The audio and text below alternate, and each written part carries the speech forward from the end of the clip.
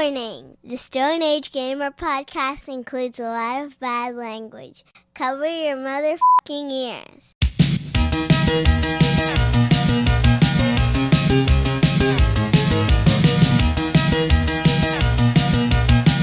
Good evening and welcome to the Stone Age Gamer podcast. I'm Chris Randazzo and joining me tonight is, next on Atari's list of acquisitions, Dan Ryan. I'm so excited. That's fun. I didn't even know. And our special guest joining us, the Immortal John Hancock. So excited to be here and talk video games. I can be myself and be nerdy. That's right. We love those things. Yes, John was nice enough to join us for a conversation about his YouTube channel, his Atari homebrew projects, and whatever the heck else we can think of to ask him about. Don't give up hope for that super cool Choice Provisions breakout game, because the Stone Age Gamer podcast starts now. Hi everyone, this is episode 516. It's the week of May 31st, 2024, and welcome for anyone new here. This is the official podcast of StoneAgeGamer.com. Dan and I talk every week about what's happening in the world of video games from a retro gamer's perspective, as well as whatever the heck else is going on in our lives. And speaking of which, we have a special guest. Hi John, how you doing? I'm doing great. Thanks for having me on. And really excited to just talk games and whatever else we want to ramble on about. Rambling is what we do best. It's what we're known for. All right, certainly. So, what's let's see what's new. What's new and exciting in the world of you fellas? Ooh, go ahead, Dan. I mean, well, I was just gonna say, like, it's been a couple of weeks since we last spoke. Right, yeah. Because we recorded. I forgot about that. Yeah, I know. Like, we recorded those two episodes back to back, and it just kind of it was kind of nice to have that little break, because, as I was just saying before we started, it was the girls' birthday this past week. They turned 15. Right, so now I've got 15-year-olds, which is really wild, man. You know, it's. We were talking about it with them and kind of realizing that this really is one of those weirdly not talked about milestone birthdays, because this is kind of the last one before you can, not that they have to, but when they turn 16, they can get a job. You know, they are going into high school. They're going to be driving in 2 years. Like, all of this stuff is going to start coming at a breakneck pace. You know, so it was just kind of weird to sit there and be on the precipice of that and have that realization and that conversation with them. Because Katie is like, can I drive? Can I drive now? I want to drive. Let's drive. I want to do it. I want a car, and I want to be able to go and do and pick up my friends. And like, she has the idea, kind of like you, Chris, with the minivan, right? Of like, I'll be the one to go pick everybody up. I'm like, yeah, well, I'm the one who has to buy you the car to do that. So like, maybe pump the brakes on that a little bit. Oh, yes. You know, like, it's yes. But that was me in school too. Like, once I got my very first car was a 1977 Pontiac Le Mans 4-door. Yeah. So I could fit 958 people in that thing. Yeah, like, it was just a boat. And it was stupid, and I should have never had it, because it was a 350 V8. It was a really dumb thing to give to a 17-year-old, because I got every ounce of that 350. I got a speeding ticket in the first week that I had my license. Like, the cop pulled me over, and he knew my family, and he was like, dude, what are you doing? Because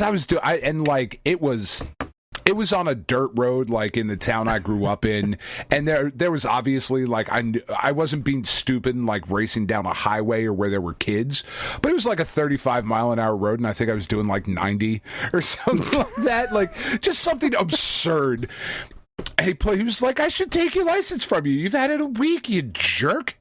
It's like, yeah, no, I know. This is a bad idea. But like, that's the direction that my kids are headed in, and we decided for their present that we were going to redo their rooms and, you know, build furniture and paint and move stuff. Like, I'm exhausted, like, because my shoulder has been doing much better, like the tendonitis is way less than it used to be.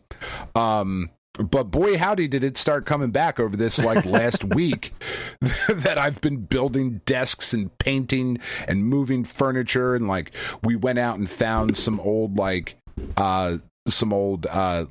dressers and stuff like at this really cool like vintage shop and like picked those up and painted them. And like, so I got to sand all the old veneer off. And like, it's just been a lot of work. And on top of that, the brakes went on my car. Like they started grinding into the rotor, so I had to so I did the brakes on my car, and then on Thursday the starter went on on Tiff's car.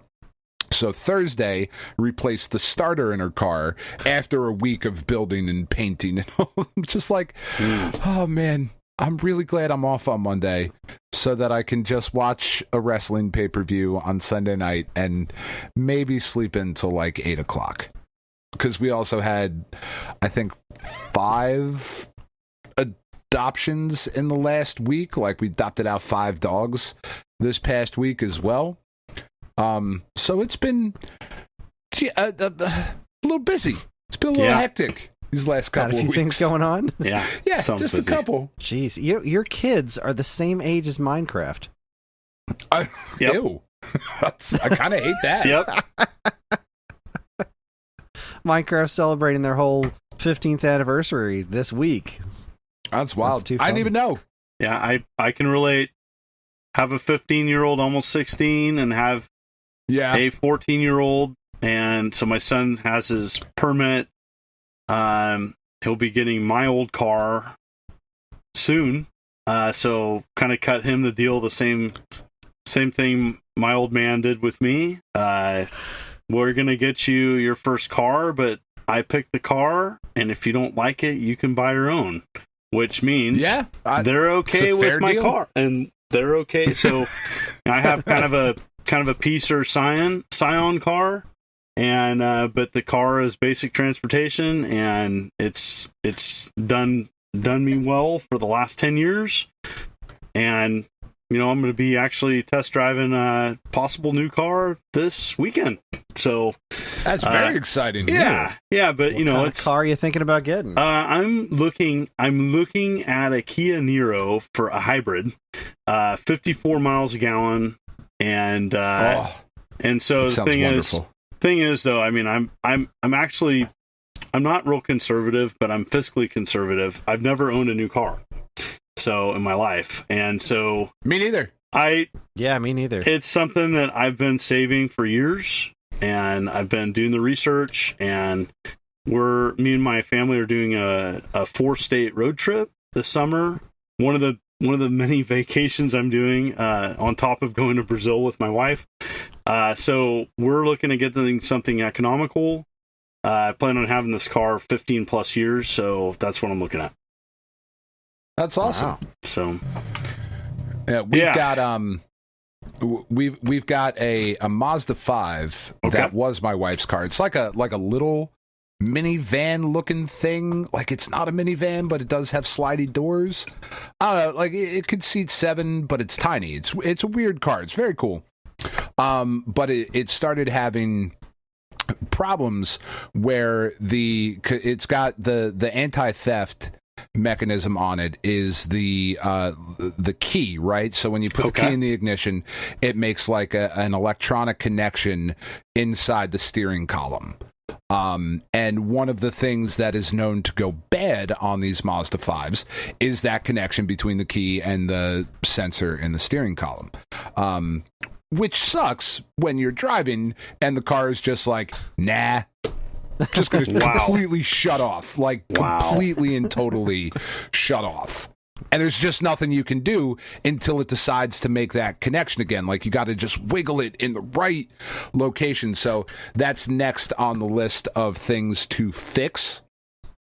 Because I am not a mechanic, but I do have drunken confidence and YouTube. Yes. So I will. I will be fixing that at some point. Hats off to you for doing that, and you'll do well. And like I said, I've used YouTube. I had to use YouTube, no joke, to how to open up my wife's hood because for whatever dumb reason, Buick decided, you know what? Let's be stupid and let's make it complicated to open up your hood. And it's kind of funny because like even the tow guy did not know how to open up my wife's hood. He's like, I have no idea how to do this. So we actually pulled up a phone, watched YouTube, and that's how we learned how to open up my wife's hood. That's how I learned how to change the brakes. What was the secret? I'm so curious. So it's like a 2-part mechanism on a Buick Enclave, and it's like hidden. Why not? So like normally, like on a hood, there's like a little lever you can see it. Well, you can't see it on an Enclave. You have to like feel around for it, and it's so dumb. It is. I laugh now because it's like I know how to do it now, but it's like it's so silly. But you know what? That's kind of the world we live in. It's like sometimes we can't make things simple. We have to change them to make them complicated so that people want the simple again, so we can sell them the simple again. That's right. Playing the long game. So yeah. Because if there's one thing in your car you want to be complicated, it's opening the hood so you can like fix anything. Yeah. Yeah. Well, that like the hardest part about fixing stuff, like doing the starter on Tiff's car, because we bought her, so like we started having problems with the Mazda, so we went and got somebody that she was working with had like I think a 1993 Toyota Camry or something like that. Okay. Like just but it, you know, it's one of those things like you can fix it and it'll run, you know, pretty much forever. But it like. It just silly thing. To take out the starter, you have to take out the like the exhaust, so like what sucks the air into like the cooling box, and like all of that stuff, and you have to move that out of the way.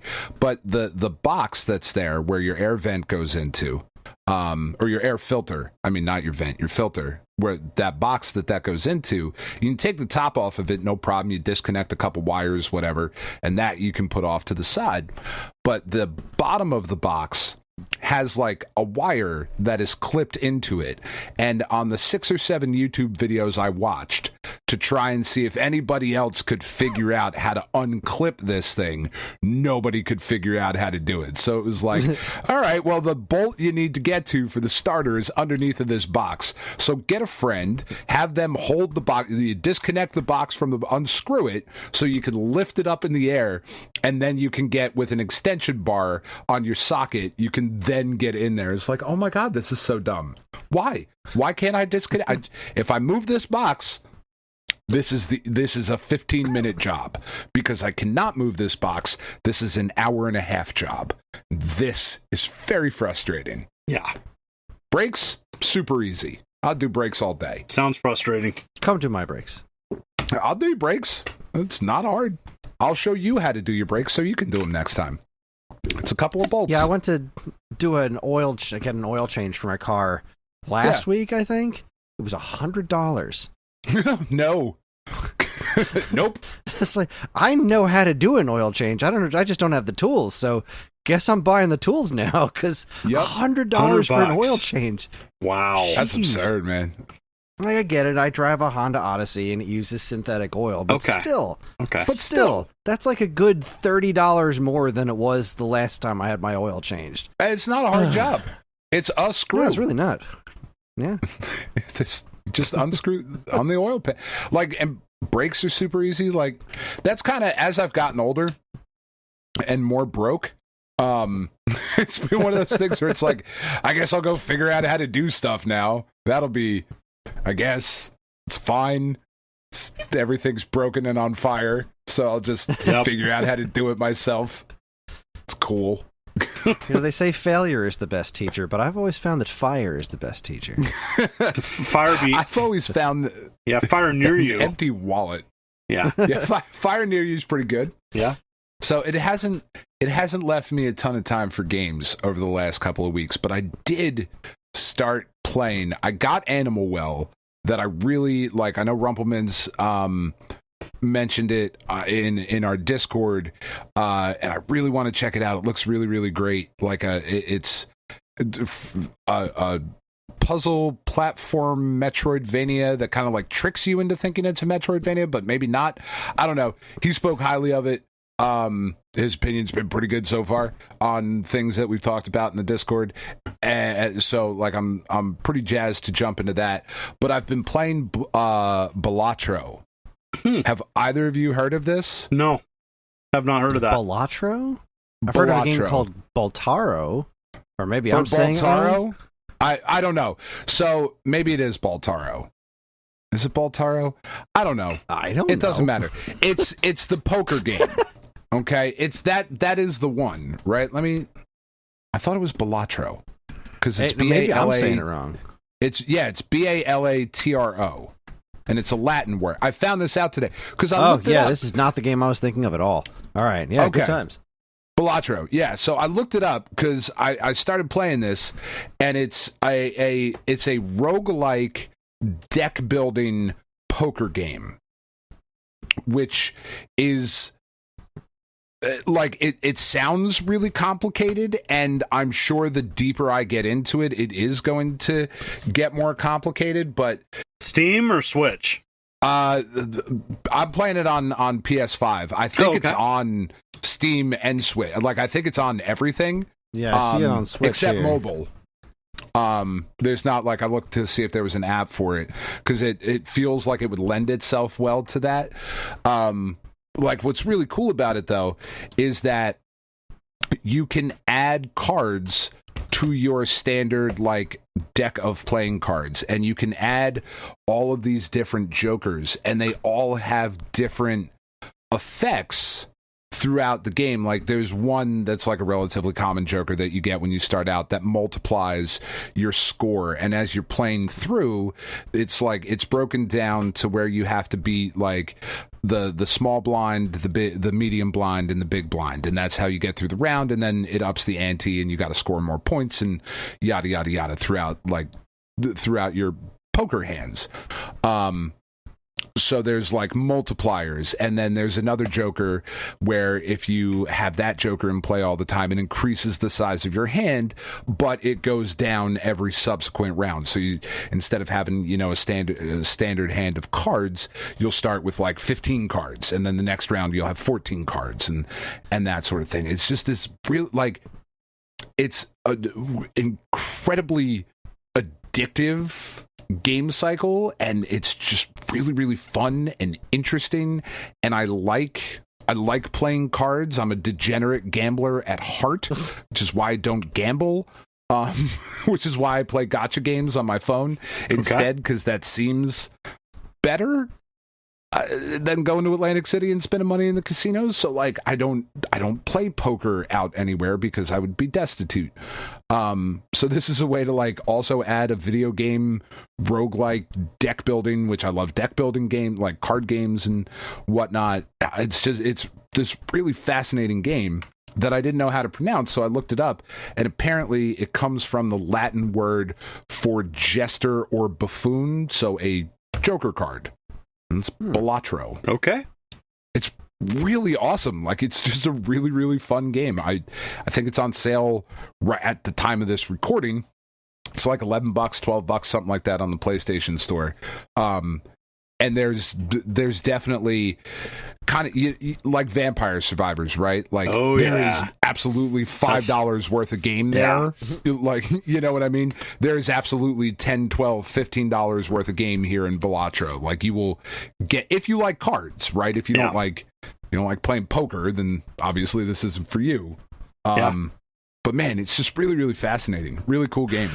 Yeah, it's funny you bring up Vampire Survivors because that's one of the, I've been working like 60 hours a week, so my game time is like limited. But I love Vampire Survivors. One of my favorite games of all time is Robotron 2084, and Vampire Survivors just dropped that Contra DLC content. Oh my god, it's so good! And that's pretty much all I've played this week. So I mean, that's my jam. There's also a indie title published on Switch upcoming. So May 30th, Goliath Depot drops. Goliath Depot, yes. So I got a review code for that too. That game's great. Yeah, it's a great game. It's on Steam right now, $7. It's a $7 game. And the best way to describe Goliath Depot is like, it has 80s arcade vibes, plays a little bit like if Mappy, Donkey Kong, and Hotel Mario, the weird CDI game that actually didn't suck, was combined, you would get Goliath Depot. And it definitely has like modern game aspects to it. 1 or 2 player. It's got 40 levels. You collect coins throughout the levels to continue. And there's a boss fight after every 10 stages. You have to shut doors, and when you shut doors, it sends out like a, I don't know, sonic wave or something to stun enemies. Enemies respawn. And anyways, really cool. Check out Goliath Depot. How far into it are you? So I'm on the second world. I got past the first one. Yeah, that's where I am too. Yeah, and I died. And then I'm like, oh, okay. And then that's about when my kid was wanting me for something, and that's when I put down the Switch and helped my kid, and didn't get back to it because I had, adulting and family and all that, and it's what sucks when you get older. You have more money typically, but the money's not yours. The money goes to bills, and the money goes to kids, and the money goes, in one hand and out to something else that's not yours. Yeah, it's one of the things that like Kris and I have talked about as we've gotten older too. There's so many games that come out where it's like, man, that looks really dope. Like, I really want to play that, but who has the time anymore? No, it's my gaming time. I play a lot of like what I call, and I don't think I'm the one who came up with it certainly, but like I just maintenance type games. Like I play Puzzle and Dragons. I've been playing that on my phone for almost 12 years at this point, 11 years, something like that. I log in every day, do a dungeon or two, roll some stones to get a card, like whatever, and then I do that. I play Marvel Snap all the time because it's quick. Like I can still get the gaming fix in. This Balatro thing is cool. It's very rare that we'll have time to sit down and like I played through Sea of Stars last year because that game was just so amazing, and I just was like, no responsibilities for the next weekend. Yeah, I'm just gonna put 45 hours into that this weekend, and Spider-Man 2. But it's so rare to get those opportunities. Yeah, that these smaller kind of maintenance games, like I play a lot of MLB The Show because I can jump in, play a game of baseball, open a pack of cards, be like, oh, I got nothing, great, and then dip out, and then I'm done, and I'm not sitting there going like, oh man, I really want to play Final Fantasy VII Remake and Rebirth and whatever the next one is, but wait, I don't, when? Yeah, my answer's never. Yeah, I've considered considered real heavily driving out to Target and picking up a copy of Paper Mario: 1,000-Year Door because I never played the GameCube original, and I just thought to myself, there's just no way. There's just no way I'm going to get to do that. I mean, really, the only way I get to play many games, at least lately, has been because it's literally my job to. Like, the only games I'm playing are the ones that I'm working on reviews for. Which, woe is me. I have to play video games for work. But also, like, there are other games I'd rather be playing right now. Well, that's not entirely true. Like, I got the review code for Goliath Depot, and we talked about it on the show. I guess at this 2 weeks point, ago, 2 weeks ago.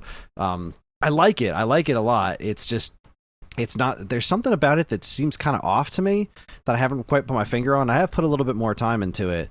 And it's not quite hitting the Donut Dodo levels, Yeah, it's not Donut Dodo. It's not Cash Cow, which is the other game that. Oh my God, Cash Cow is so fun. Cash Cow is like if Miner 2049er was on acid. So it's my way of describing Cash Cow. It's like someone, if that game was on acid, then it would be Miner 2049er. But anyways, back to, I think Goliath Depot, I think it doesn't benefit itself with that name. No, the name is terrible. That's bad. Exactly what we said last time. Yeah. I think the main character looks a little bit like AVGN I don't know if that's doing it any service. It's just kind of a nerdy, dorky guy, and or female. You can male or female. Right. Yeah. I don't think that does it any good. But yeah, the music's great. The music is killer. Yeah. Name is terrible. And I just think the sprite work a little bit on the main character. I think could and the name change is it's like, to me, it's like a solid 7.5 out of 10, maybe 8. Don't know how long it is to beat, but yeah, definitely I will agree with you that it's missing something key to make it stand out. Yeah, you articulated that pretty well with the artwork. I think there's just something's just not quite grabbing, because you look at there's been this wonderful resurgence of these kinds of games like Murtop and Murtop's awesome. Cow, which I love Murtop. Murtop's a good time. Yeah, and they have these personalities that remind you of the old arcade games like Mappy or Q*bert, or like these just kind of specifically offbeat things. And I don't know what it is about Goliath Depot besides the name.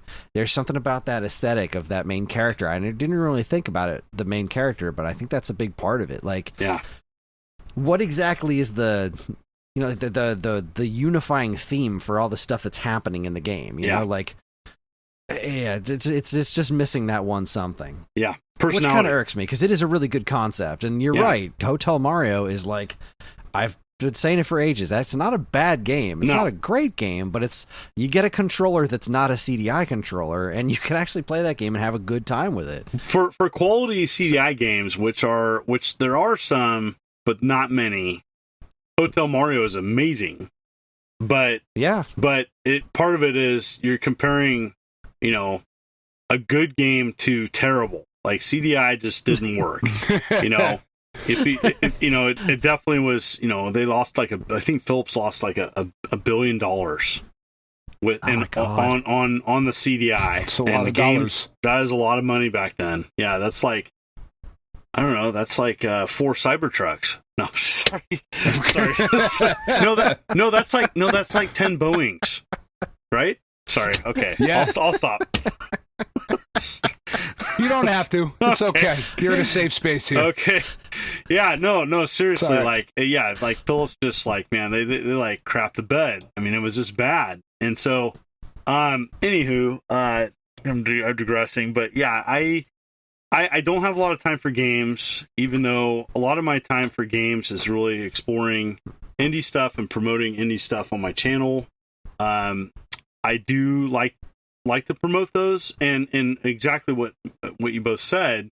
I have time for a quick in and out. I used to play more maintenance games. What is that card game that was done by the makers? I think it's World of Warcraft. What was that card game by Blizzard? Blizzard did a card. Hearthstone. I used to play that. I loved that game. Yeah, I played that for so. Yeah.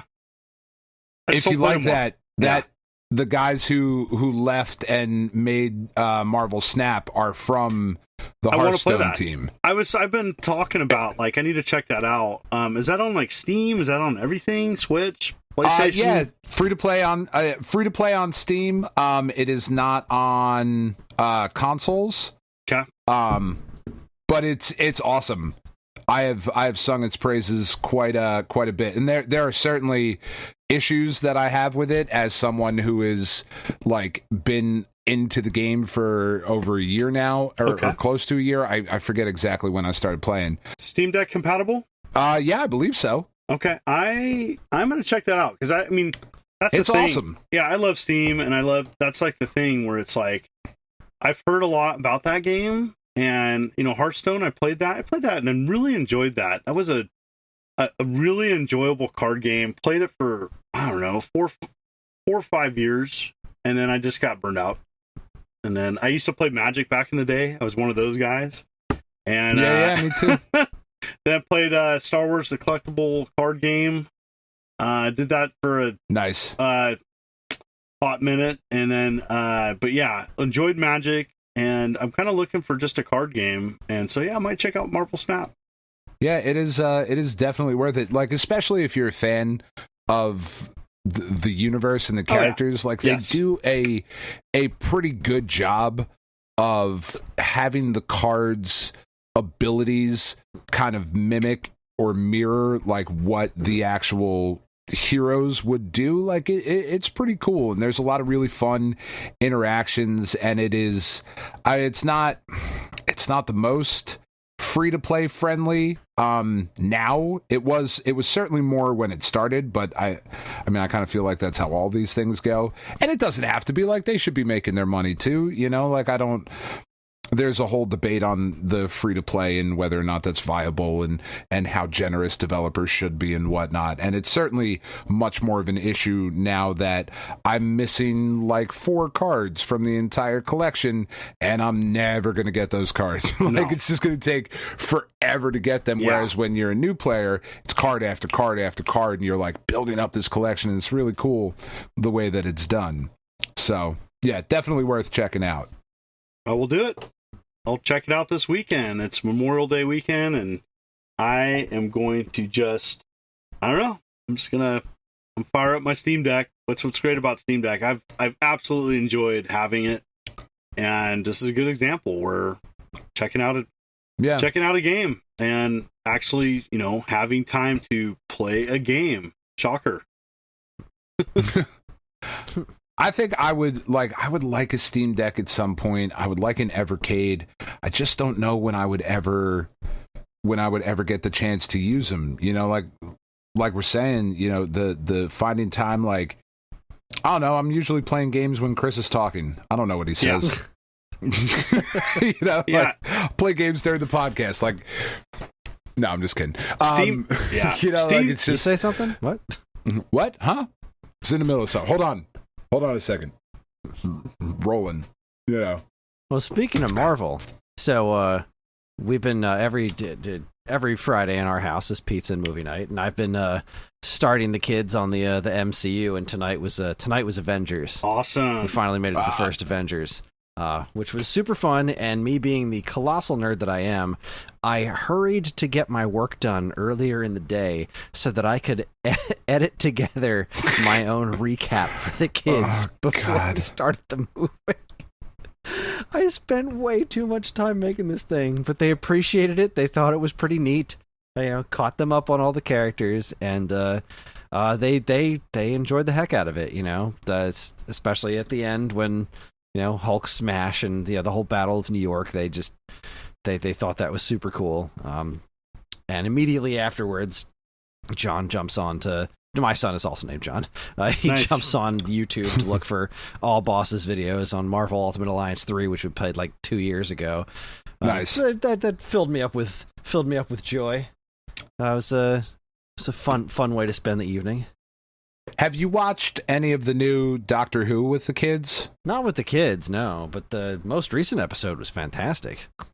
What, today or last week? Last week. Okay. Yeah. We'll save this conversation for another time. I'm really curious as to the kids' reaction to it, because it feels like it's now a kids' show. John has not been able to get into Doctor Who much. Karen tried with him a little bit, but it didn't really stick. Sure. And Ellie's just, she's too young. She has no interest in it. All right. Yeah, my media stuff all over the place. So I was on a podcast talking about The Hunter from the Future. That's the 1983 cult classic. If you've not seen it, highly recommend it. It's like what if Land of the Lost, Planet of the Apes, and Star Wars had a baby, and had a discounted baby. The baby that was like, it's just like a really bad movie that's watchable. But then I'm a big Apes fan, so after seeing the new movie with my kids, they liked it. I have the Apes movies on Blu-ray. I got like the original Apes collection, and I'm on the 4th one now, so they're starting to get kind of crappy. But yeah, I'm watching those again. I've watched all the Apes films, even the Tim Burton one. Haven't watched the cartoons. But I'm kind of like that. If I get into something, I'll watch everything if I can. Yeah. Finished X-Men 97. I won't say anything, but it's excellent. and like that the cartoon. I'm all caught up. Yeah. Feel free to talk away on that one. Yeah, I that. finished that too. It's kind of weird how they have the crazy aggressive pacing they did with X-Men 97. And you look at like half the movies that Marvel's making, and it's like, man, you guys ought to look at what X-Men 97 is doing, because I think people want more of that and less about less of kind of the meh shows that are like, like I couldn't get into Echo. And it's like I tried getting through Madeline Webb, and it was just horrible for me. God. And I'm just like about 45 minutes movie into sucks the movie, on toast. I'm just like, I don't freaking care about this movie anymore. I want my time back, and I turned it off. And I felt good about that. I finished that one. Oh my gosh! Yeah. I finished Madam Web, and I only got through about, I don't know, 15 minutes of Aquaman. So I don't know what that says about Aquaman and Madam Web, but like it's not a good movie. Like, I don't recommend anybody watch Madam Web at all. It is a complete waste of time. Yeah. Yep. Agree. Yep. I enjoyed Echo enough, but I can see how that one wasn't super easy to get into. But it also wasn't, Yeah, I was a huge Daredevil fan. I'll probably try to revisit it. I've almost seen all of Marvel stuff, seen all the Star Wars stuff, more of a Star Wars guy. We'll see about Acolyte. Acolyte looks like Kung Fu Panda meets Star Wars, like Mortal Kombat meets Star Wars or something. I don't know. We'll see. I'm pretty excited about Acolyte. I think good that reviews. Looks pretty good. Yeah, they're saying like Andor with like a Kung Fu twist. So I'm into that. I've not read. That sounds that sounds a great combo. That sounds like a good idea. I don't know. I haven't read anything High Republic, right? I don't do all the comics. I just do the main comic series, and I've never read the books. So High Republic is a new era for me. But I am also a Star Wars whore. I've watched everything there is to watch that is Star Wars. Yeah, and I even went and saw Phantom Menace back in the movie theater with my kid. And I don't like Phantom Menace, and so I did a ranking on my channel. Like, I'm not I'm 48, so that first movie was not great for me at all. And the second one was not good. The third one is like redeemable. Like, I can watch that again. See? Chris, I'm not the only one. The third one is I feel the same way, except like I find Phantom Menace to be watchable. I'm not going to say it's a good movie, but that one I find to be the most tolerable of the prequels. But I am not a prequel fan, really at all. Yeah, George. No, the second one sucks. The second one sucks, except for Yoda. The third one is okay. The first one is horrible. Yeah, the first one's like I also took my kids to go see Phantom Menace and in theaters, and I had no idea that Acolyte preview was going to be there at the end of it. That was a fun surprise. But like, yes, the movie's super bland. It's like kids were so bored. Yeah. But then when the cool stuff happens, they were like glued back to the screen again. When Darth Maul comes out and just attacks the Qui-Gon in the desert, they were like, oh wait, cool things are happening. Fun. And the pod race is like super fun to watch. But like, I think I told Dan about it when the Duel of Fates at the end. Like, I forgot that you don't see Darth Maul's. You don't see him outside of his hood for the whole movie. No. Until the end. And like, I'm sitting next to my daughter, and when he pulls his, they open up the door and Duel of Fate starts, and I'm like, all right, kids, this is what we came to the theater for. Yeah. But when he pulls back his hood, my daughter goes, oh God. It was the best thing ever. She was just like, this terrifying. Oh, it was wonderful. But yeah, no, that's not a good movie. No, I agreed with your ranking pretty close. Like, you and I have pretty similar rankings overall. Yeah, it's I'm definitely grumpy Star Wars fan. Rogue One, Andor, Empire Strikes Back, Star Wars Jedi. I watched Jedi 40th anniversary as well in the theaters. It was great, and really loved that. But yeah, I just I think we can agree, no matter where you are with Star Wars, is some of the movies are very divisive. Like, I could say The Last Jedi, and people are gonna say creative, they loved it, or they're gonna be like me and be like, all right, this is the movie that crapped in the burrito of The Force Awakens. And just like, that's not how you do a sequel. That's not how you carry the torch. Why would you do that? So many problems with that movie. Anyways, it's just like, it really was a turnoff. And like, you know, you take my hero of my childhood and make him a grumpy old man. And I don't know. I did not like the direction of that movie. But you talked to a bunch of other people and they loved it. And I'm not one of those people. I'm one of those people. Yeah. I loved Last Jedi. Yeah. That's the thing. I never really connected.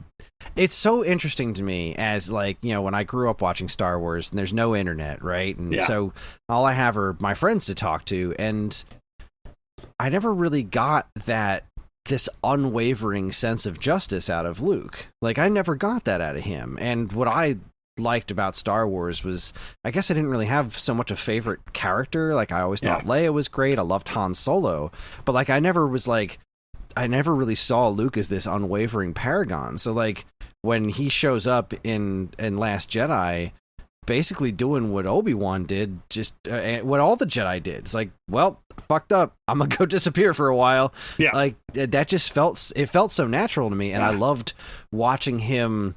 When I loved that Yoda comes back and just smacks him on the head and be like, how do you still not get this? Yeah. you have missed, you consistently missed the point for ages. Yeah. And then, you know, he goes out in like the most Jedi way imaginable of like, he doesn't fight him. He wins by not fighting. And I thought that was such a beautiful end for him. But you know, but that's just it. You know, it is an incredibly divisive movie, and it does have some pretty serious flaws. Even regardless of how you feel about the Luke aspect of it, you're 100% right. It crapped in the burrito of Force Awakens, which I loved Force Awakens. Yeah, I like Force Awakens. As much as I love Last Jedi, it really didn't follow it like the stuff that they set up in that one, and that was kind of a disappointment to me, right? Because a lot of folks complained Force Awakens was just a retread of the first one. It's like, well, I mean, yes and no, but what's really going to be interesting is what comes next, right? Because now we're back in a similar starting point, so where does it go from here with the stuff that's different? And then they were like, never mind, what's over here? Yeah, it's oh god. Yeah, the craziest part is, hey, the Empire's chasing us. Let's go to another planet. And like that whole aspect. Oh my gosh. But and not tell anyone. Like, you didn't have to tell Poe the plan. You just had to say there was one. And there you go. Movie solved. Like, you don't get all these stupid offshoots. You don't. It was just this failure of communication on so many levels. It was so frustrating. Yeah, Snoke getting punked too. Like that fight scene was good, but the flow of the movie was all wacko. Like, I actually liked that fight scene. That was actually pretty cool. But it's weird that he got punked. It's like, okay, you introduce a villain. No, you're gonna kill him. And it's like, it was weird. And, you know, if they had done something there, if they had the foresight, you know, him being killed off like that could have been really cool if that somehow led to the setting up of Palpatine returning, right? If they had some sort of like, oh, I thought he was the villain the whole time, but he wasn't? What? Like, there was some sort of interesting build or reveal out of that, but the whole Palpatine returning just kind of like got slapped in there. And again, I like the concept of him returning, because if you're going to make this into a whole like, oh, this is the cap on the Skywalker saga, which was never a thing before that movie, then having the villain that's been there since episode 1 all through the rest of them come back makes a degree of sense. But they did nothing to set that up. Nope. And now we're getting shows like The Bad Batch filling in the blanks, similar to how Clone Wars fixed the prequel trilogy's problems. It's like, you can't just rely on the TV shows to fix, just make good movies. I know you can. I've seen you do it. And I like that you said that, because I think I know we're rambling, but you know, it is an issue. Marvel needs to stop filling in all the blanks and take a nod from X-Men 97. Okay, be more direct. Don't have to do. So the problem with Clone Wars is half the episodes are crap. I'll just say it. Oh my god. Okay, I don't care 100%. About Jabba's cousin or Jabba's nephew. I don't care about that. I don't want to see that. That's dumb. That is quality backstory. I don't need a 3-episode arc about a droid leading a bunch of kid Jedi through nowhere that has nothing to do with anything. Yeah. And I was expecting Bad Batch to be better, and it wasn't. It was the same as Clone Wars. Like, there was some Thank you so much for saying that. Yeah, so Bad I've Batch seen so much is crazy praise for that show. Any better than Clone Wars. It was disappointing at times. I don't care about what's the Alpha clone? What's the Omega? Omega? Omega needed to die off on the first season. Okay, I'm sorry. I'm sorry. You know what? The more she was in it, the more I was like, I'm out. And I watched every single episode, and Omega didn't do it for me. It's really cool how that show ends, though. That would have been more intriguing, seeing that more at the very end of the show. I won't ruin it. Just the end of Bad Batch was good, but half that show was crap, and the other half was disappointing because I think sometimes Marvel and Disney they tease you too much with, hey, we're gonna really dive into this and give you a serious story, and then don't. And then it's like, oh my gosh, like you tease too much and you don't move along that needle enough. I think that's their challenge after the Thanos and all that, the arc. Like the second wave of Marvel movies have just kind of missed the mark for me. Like, after the big old battle of the conclusion of all the amazing Marvel movies, I'm just kind of meh. Like, okay, they come out and like I don't know if I care anymore. It's like I don't know where they're going.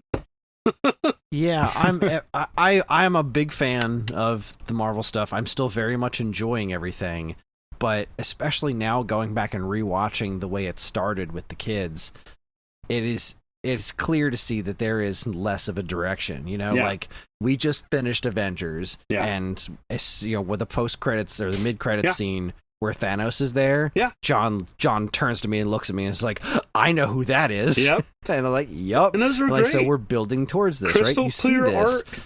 Art, a direction, and hopefully they can get that back. I mean, aside from all that, I'm super excited about Deadpool Wolverine, or whatever the title is. Absolutely. Yeah, I mean, that's going to be amazing. It's also, not necessarily, supposed to be tied to anything. It's like, hey, we're bringing Wolverine back because it's going to be funny with Deadpool, and I think people know what they're going to get. And I love that the director said you didn't have to do a bunch of backlog to watch this movie. Like, you can go in, and if you know who Deadpool is and who Wolverine is, you're going to enjoy this film, and it's going to be funny, and I can't wait to watch it. Same here, and I really I'm hoping that they do learn some lessons from X-Men 97, because it's been almost universally acclaimed. Yeah, and loved it. I loved it. I want to see them do X-Men properly in the MCU, and they have a real opportunity to really clean all this up. I don't know why they decided to go with the multiverse as their next big thing, because multiverses are so inherently confusing, and like to go from Thanos and the Infinity Saga to go right to, and now here's a bunch of multiversal nonsense so we can do crossovers with alternate universes, and like, if they can clean this up, if they can, kill this multiverse saga, especially with whatever's going on with Kang, like, just bring this to a conclusion, and then let's get to work on Fantastic Four and X-Men and just kind of build the MCU from scratch again. Because he's like not appearing in this film anymore, right? Like, because of all his like outside of Jonathan Majors isn't. He is done. Yeah, right? he's out, but I don't know that they're done with the character. He's a super easy one to recast, right? Because he's a multiversal guy. He does not have to look the same. We've already seen Loki like 35 was an Kangs. alligator. Yeah. Yeah. Loki was an alligator. Kang can be anything. Yeah. So, but I want them to wrap this up. I'm done with multiverse stuff. Yeah. I just wanted to. I want them to tell good stories again, and that's exactly what they did with X-Men '97. They just told good stories. They ripped my heart out by killing my favorite character, and I did not see that coming. I was sad for a week. Nothing's dead forever, though. But Leech is your favorite character? Yeah. That's weird. Yeah, Leech. Nothing's dead forever. I mean, that's if they're following the comics, then what they set up there at the very end, I know it's coming, and looking forward to it. I think they kind of ran into that, like, there was this idea that no matter what we put out, you're going to watch. So the multiverse kind of made sense for a little bit of like, we can do all this crazy stuff because everybody's going to watch every single thing that we do, and it's all dope and everybody loves everything. Like we can do no wrong. And they got a little big for their britches, a little bit. Yes. And like, now you just course correct a little bit. Yep. I'm super excited for this Daredevil Born Again show that is, being shot currently. Like, Charlie Cox is incredible as Daredevil. I'm very, very excited to see where that goes. I did think it was interesting. The dude who played Luke Cage, Mike Coulter, came out and he was like, I would return to play Luke Cage, but like I would definitely need to see a script first to make sure there's like a point to it. It was like, who exactly do you think you are, sir? You have done zero. Like, I like Mike Coulter, but like, come on, man. You've done nothing since this. Come back, be Luke Cage, be awesome. Please recast Iron Fist, because that breaks my heart how bad that show is. I love Iron Fist so much as a character, and ew. Yeah, Daredevil was great. Love Daredevil. Love Punisher. Love Punisher in Daredevil. That was great. Yeah. That was great. I like actually Punisher in Daredevil more than I think the Punisher show itself. But I love the actor. The actor is like the dead ringer for Punisher. But he did great. Yeah. So, but yeah, I loved the second season of Iron Fist personally. I mean, first season is a dumpster fire, and what's his face?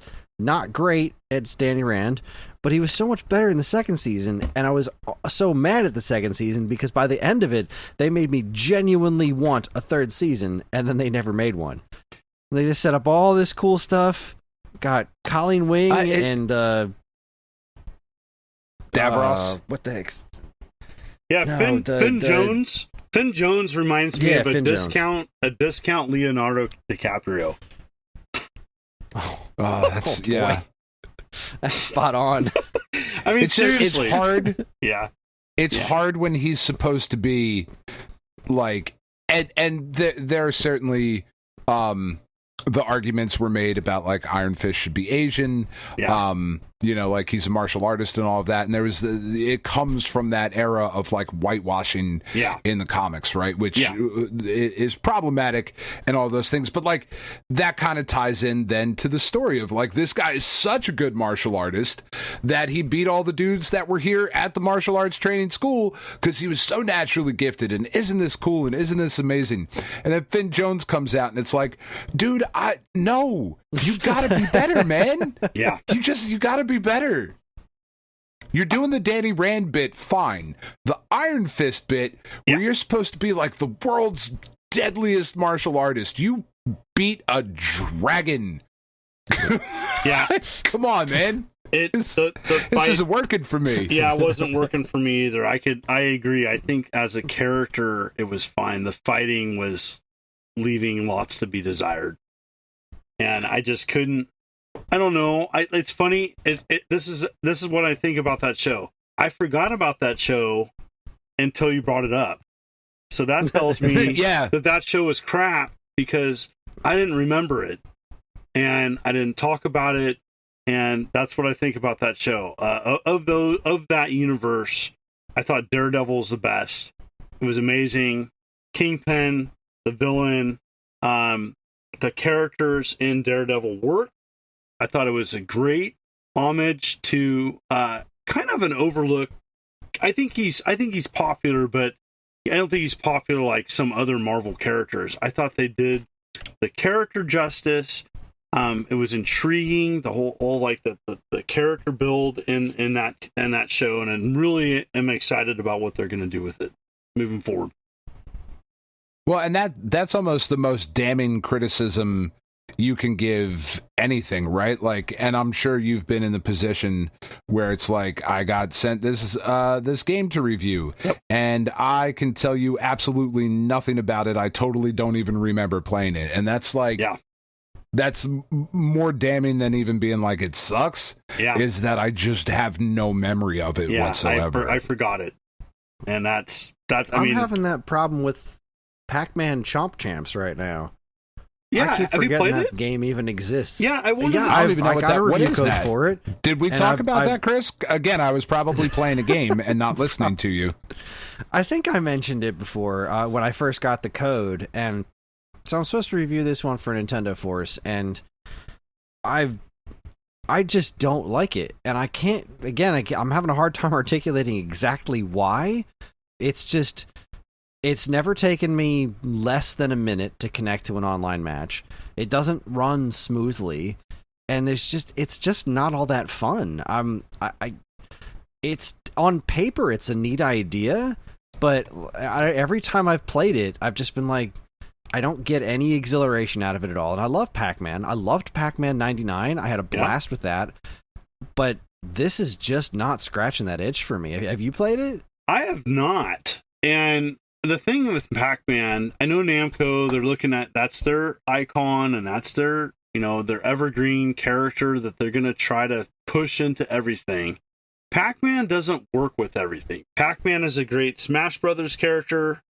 Pac-Man Championships, those championship are amazing. Editions are great. Those are amazing. Those are so fun. The Pac-Man Museum Collection, that's like classic Pac-Man compilation. I love the Pac-Man 256, which is a phone game that totally worked. That one's pretty fun. I gotta say, for like a maintenance game, that's fun. I played that for several years. But I saw Pac-Man Champs. What is Pac-Man? What is it? I saw it. It's got some weird battle tunnel something. Yeah, I just call it Chomp Champs. It looks like it doesn't look as fun as the Championship DX or whatever. All that. And they added a bunch of fruit and multiplayer and don't care. Like, to me, it just is like, it's kind of like Super. It's only multiplayer. It's kind of, okay, well, that it's only online multiplayer. There's no single player at all. Oh, man. And the whole point is that you go, so you have your stage, and then everybody else who's playing has their stages, and you can go into other people's stages and like mess around with them and, eat their ghosts and eat them if they're small and you got a power pellet. And like, as you're playing, it'll give these objectives. That sounds like a really cool idea. It does, right? It actually sounds like a fun idea on paper. Give you these objectives while you're playing and say, eat 5 ghosts in somebody else's stage or something like that. And so you try to pull those things off, but there's something about the way it moves and the lack of kind of communication of what it is you're trying to do that just it just doesn't work. It just falls flat. Every time I've played it, on paper, the notion seems like this should be a lot of fun, and then I get in there and it's just extremely soulless and bland. I give them props for trying something new, but yeah, that doesn't sound fun. Especially after Pac-Man 99, which was like, again, it was this real simple yet effective a way to make Pac-Man into an online, massively multiplayer thing, and that game was a blast. I had a ton of fun with that. But this is not that, especially since it's $20 on its own, and all the cosmetic things are things that you buy. Like it's just chock full of microtransactions, and it's just kind of a gross game, and it's such a huge turnoff. Yeah. And I keep forgetting I have to review it. Like, I'll go like 4 or 5 days and be like, all right, I know I got something. Oh, right, I'm supposed to review this dumb Pac-Man game. Let me try it again. And then I'll play another couple of rounds and be like, man, I should have just been playing Vampire Survivors again, because this just is not... And on the opposite side of the spectrum, you have Vampire Survivors, which is another one I'm reviewing. The Operation Galuga stuff, which I just got the character with the spread gun the other night, so now I have the spread gun, which is nice. I love the way the spread gun works. Oh, right, I beat that one, and then I unlocked Brad Fang. I haven't played him yet, but I unlocked him. That's as far as I've gotten in the DLC so far. Awesome. And that game is just the gift that keeps on giving. Oh, yeah. The DLC is dirt cheap. The game itself was dirt cheap, and like that is a company that gives a crap. They care so much about their product, and I'm so glad it's finally on PlayStation for PlayStation owners to finally get.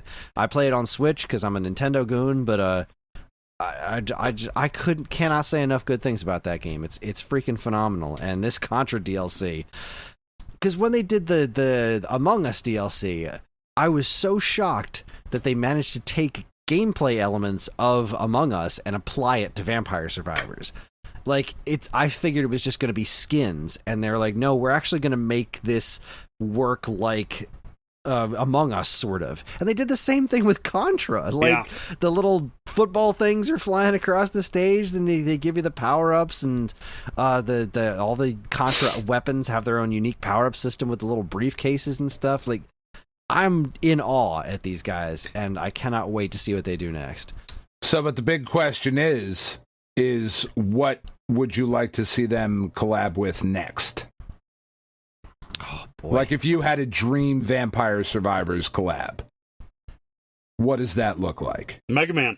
Oh my God. Yeah, Mega that's Man. it. Yeah. Nailed it. Oh my God. Perfect. Because you get the bosses, you get the insanity, you get the weapons. So, like, so many weapons to choose from. You could beat a boss and then get their weapon, and that would be the way you would get different weapons. And then that's how you'd unlock characters. So, like, you would, I mean, I don't know. That's my initial thought is Mega Man. That would and be Capcom's great. certainly not doing anything with it. Oh, make me sad. Am I wrong? You're not wrong. I was so excited about Mega Man 11. I was like, all right, we're back. Let's see what's next. Oh, nothing? Well, that sucks. Oh, I liked 11. Oh, wait, you forgot, though. They did a collaboration with Minecraft. And they did... Oh, did they? Right. They did. I covered it. Mega Man it's X. bad. Yeah, they did like a 3D...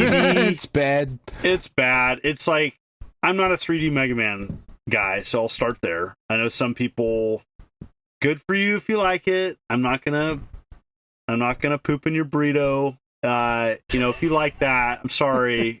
But Mega Man is a 2D is a 2D franchise, and it's done well for 30 plus years. I'm probably 40. I don't know, 30. I'll just say 30. 30 years. Yeah. Next Make year, us feel better. Next year will be 40 years. Okay, I'm old. Okay, so it's 40 years. I don't like any of that. Yeah, Mega Man will be 40 years. 85, 86. So okay. It's a 2D franchise, and it doesn't work in 3D. And they tried to take Minecraft gameplay and apply it to Mega Man, and I hated it. It's a skin. It's bad. Don't like it. Mega Man's I'm 87. glad I missed it. So we still have some time before it's 40. Yeah. Well, thank yes, God. I that also did. I'm not a 3D Mega Man fan either, but Mega Man Legends doesn't really play like a Mega Man game at all. Like, I don't think I haven't seen anything that is actually let's take the Mega Man formula and put it in 3D, because Legends was just a completely different animal. Yeah. I don't know what. I don't think it's the kind of game that works in 3D, just like Contra. No. Like, I don't think Contra works in 3D. It works great in 2D. Yeah. But every time they tried to make that thing 3D, it has not gone extraordinarily well. Yeah, it was a trend. Everything was going to 3D, and games were going to that 3D. That was the next dimension that needed to be explored, and it definitely was a difference. And selling a new game because it was something new, and it doesn't work for everything, and just didn't work for me. And there's several franchises that tried it, and it's kind of like comparing apples and oranges a little bit, but it's kind of like when your favorite rock band decides, hey, we're going to make a grunge album. And everybody's like, no, don't do that. Okay. It's like when Def Leppard made Slang. Okay. Yes, that was their grunge album and it sucked. So go back to your rock, and that's what they're doing now. So, all right. Not for nothing, I would pay good money for a Pearl Jam bluegrass album. Yeah, I mean, that's just to hear what it sounds like. Yeah, Pearl Jam. I mean, when bands get older, they can explore and do different things. It's when a band tries to do something trending that's not in their wheelhouse. That's when it sucks. All right, well, we should probably take our first break. So we're gonna step aside real quick, take a quick break. When we come back, we're gonna talk about what's new at Stone Age Gamer and cover some week-old news. You're listening to the Stone Age Gamer podcast from Geekade.com. Stick around.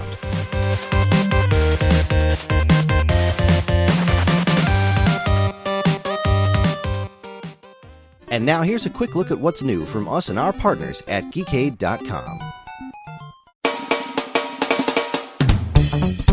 First up, on this month's episode of this week's episode, it was Evan's pick, and he chose the animated comedy series Grimsburg. Does John Hamm, yes, that John Hamm, the one you're thinking of, have what it takes to make it in the cutthroat world of animated comedy shows? Or would we all rather be watching Mission Hill because that show rules? It does, in fact. I love that show. Big Bong. It's so good. That show, oh my God. Mwah. 10 out of 10. I wrote this commercial just for you, Dan. Oh, God. And thank you so much. Like, you know me so well. I feel so seen and loved and all of those emotions. Plus, Karen catches up on the latest episodes of Call the Midwife. That show's still on? Yeah. And she gets all midwives. Really? You'd think they'd be moving on now to, like, I don't know. There's a joke there that I can't think of. Angie gets all Scottish with Outlander, also a show that's apparently still on. Chris checks out Akira Toriyama's Sandland, and a whole lot more. Don't miss this week's episode 276. Do Lothcats have buttholes? I hope so. Well, Angie was doing some. She was doing some art for a convention that she was working that weekend, and she wanted to do like. Not mainstream Star Wars characters. Sure. And I was like, you should draw a Lothcat. And she looked him up and was like, oh my God, I need to draw that. And then she asked, as she was drawing, I was like, wait a minute, do they have buttholes? I was like, I honestly couldn't. Look, I'm a Star Wars nut, but I could not tell you off the top of my head if Lothcats have visible buttholes in their appearances during the shows. So, I don't know, look it up. One would have to imagine that's a yes. Right. If one were to imagine such things?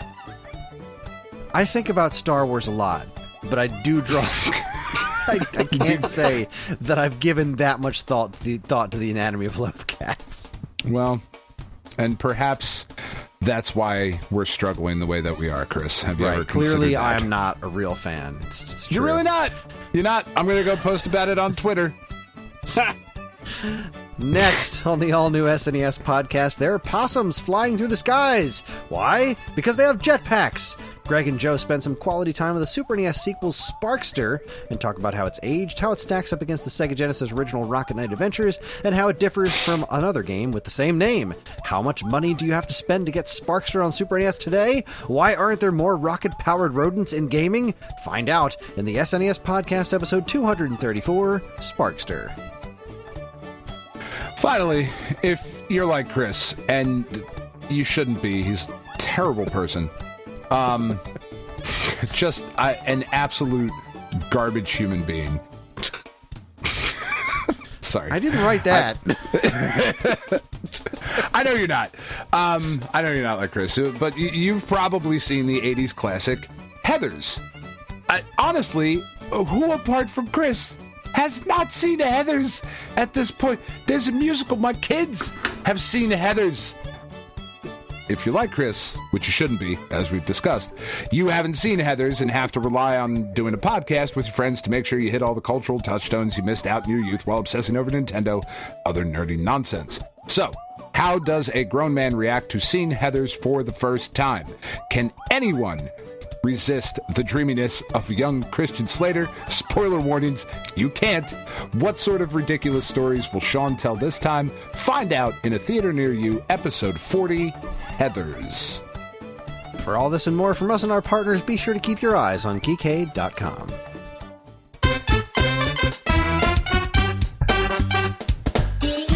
Okay, we are back, and now it is time for a little segment I like to call What's New at Stone Age Gamer. First off, I will start by saying that we are now in week 7 of me still waiting to receive Power Base Minis. Yes, I want Power Base Minis back in stock, and the people we ordered them from have still not delivered them to us. Power Base Minis coming soon to a Stone Age Gamer near you. Theoretically. Maybe. Maybe, someday.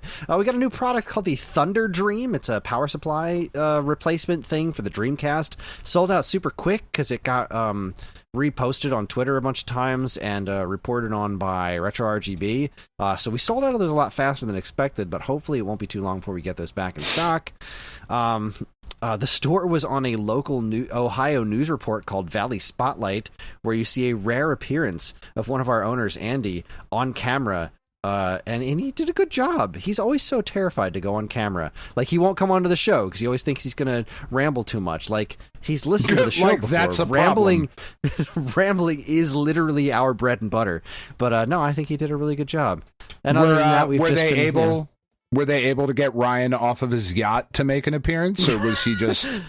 No. He was off of his yacht, but he was counting his $1,000 bills. The whole time, just in the background. He deserves it. Very rich company. Yeah. And other than that, we've just been continuing to survive the onslaught of the PSIO update nightmare that landed in our laps. If you still have a PSIO and still need you to do your update, please fill out the form on the website, and we will get it taken care of for you. And hopefully, once that's done, I never have to update anyone's serial numbers for PSIOs ever again. But that's basically the first new at Stone Age Gamer, besides focusing on our Memorial Day sale, which is happening right now. This information is completely useless to you because it's a week ago when this goes live and the Memorial Day sale is over. So that was a big waste of Happy time. Memorial Day, though, everybody. Yes, indeed. For those of you who observe. All right, now that that's out of the way, it's time for everyone's favorite segment, Week Old News. Welcome to Week Old News, where we talk about all the news that was new a week ago. And we're going to start off with, Nintendo Life reports. Why is my computer going slow now? There you go. Minecraft celebrates 15 years with Switch eShop anniversary sale, 50% off, free items for a week. We just talked about this a little bit ago. Minecraft is 15 years old. Isn't that fun? I had no idea, man. That's I really crazy. Legitimately didn't. I don't like how old things are. It bothers me quite a bit. Especially me. Yeah, especially me. They're giving away a free item every day for 15 days. I think there's still 5 days left as of this recording, and they're all each one is an individual wearable item that is based on whatever was happening during that year of Minecraft's existence, which is pretty neat. Yeah. So is one of them going to be a pandemic mask? I'm not even saying that to be shitty. I'm just curious. No, I had the same question. It's like, so for 2020, are they going to do a mask? Well, I mean, maybe. I guess the question is, was that what was going on in Minecraft at that time? Because, the first one was a cave game outfit, right? Because Minecraft in its original year was called Cave Game. So every item has been about, what was new in Minecraft during that year. So, I don't know. So when did Microsoft buy them? Is that $1 bill going to be for that year? Stack of cash? Sorry. How do you make studio closure into an outfit? Just a bunch of sadness. Yeah. Oh, boo. Oh. Well, anyway, moving on. Has there been a week that we've done this where we have not talked about some sort of studio closure? I don't think since we've started doing Week Old News, there's been a single week that's gone by without some sort of catastrophic. It's been a theme this year, right? It's been gross. Companies. It sucks. Yeah, companies overbought and ballooned because they thought, during COVID or post-COVID that was moving forward, and it just seems like it's sad. Yeah, I mean, I know Embracer Group. Didn't they sell? Yeah. Didn't Embracer Group sell? Yeah, sell part to Nintendo. That's a story coming up in a couple of posts here. Okay, yeah, sorry. We'll definitely be touching on that. But they sold to a couple of different folks. They've been selling off some of their properties piecemeal since they haven't really been able to follow through with what they were hoping to be able to do. Yeah, they're going to still be around. They're just breaking up into 3 companies. I know this is not week old news. That's more like a month old, but they so they'll be, instead of $1 billion company, they'll be 3 multi-million-dollar companies, right? With ridiculous names too. Yeah. All right, God forbid. I hope they survive. You know, I think it'll be fine. I think they'll be fine. I think that wouldn't it be such a shame if they fall apart and crumble into nothingness? Yeah, I think they're doing this. Just looking at it and kind of following them. I know that they're doing it to reduce debt, and I do think they have the right mindset. And they did purchase a board game company, and I know that like they're really trying to reduce their debt. And I think that's always smart when a company's doing that, and they're big enough. I think they'll be fine in the long run. But it's like everybody, like what you're saying is like there's been a closure every week it seems like every week, and it's terrible. And right now it's just industry wide. And I think companies are like, well, we overbought and we overpromised. Now what? And now we might make a little bit less money. Yeah, we could make a little bit less money, or we could cut a bunch of jobs, and that would make our short-term gains look really great, and that would please our shareholders. Yes. And like, that's the part that's one of the many parts about this whole thing that is very difficult to look at. And speaking of difficult to look at, and companies that are great at taking people's jobs, IGN is reporting that Activision is opening a new studio tasked with creating narrative-based AAA franchises. I mean, okay. I don't trust this at all. Activision is one of those things that really breaks my heart, because Activision was the first third-party company. Activision, when it started, was this wonderful company that made these great games on Atari, and when you look at the company that it is now, it makes me so sad. It's just like, I love the fact that Activision is still a thing, but I hate that it is what it is. I don't know, sure, create a new studio with narrative-based AAA franchises. I guess it's nice to see that some of the AAA space is taking a look at the way gaming is right now and saying, you know what, people actually do like playing single-player games. Not everything needs to be a constantly monetized live service. Yeah. I guess we'll see if that actually pans out. But, I think that's the challenge you bring up, is that you have AAA titles that cost a ridiculous amount of money, and then you have, so you spend a ridiculous amount of money on a AAA title and then it bombs, and it's like it's enough to take out a game company now. And then on the other hand, you look at Steam release dates, games on Steam, that's a whole other funny joke that we could talk hours about. Steam's releasing games every minute, it seems like, and it does feel that way. It's from like starving indie companies, and a lot of it is garbage. But then there's that. Then you have like a hit like Vampire Survivors, or you have a hit like what's the one? It's like an underwater.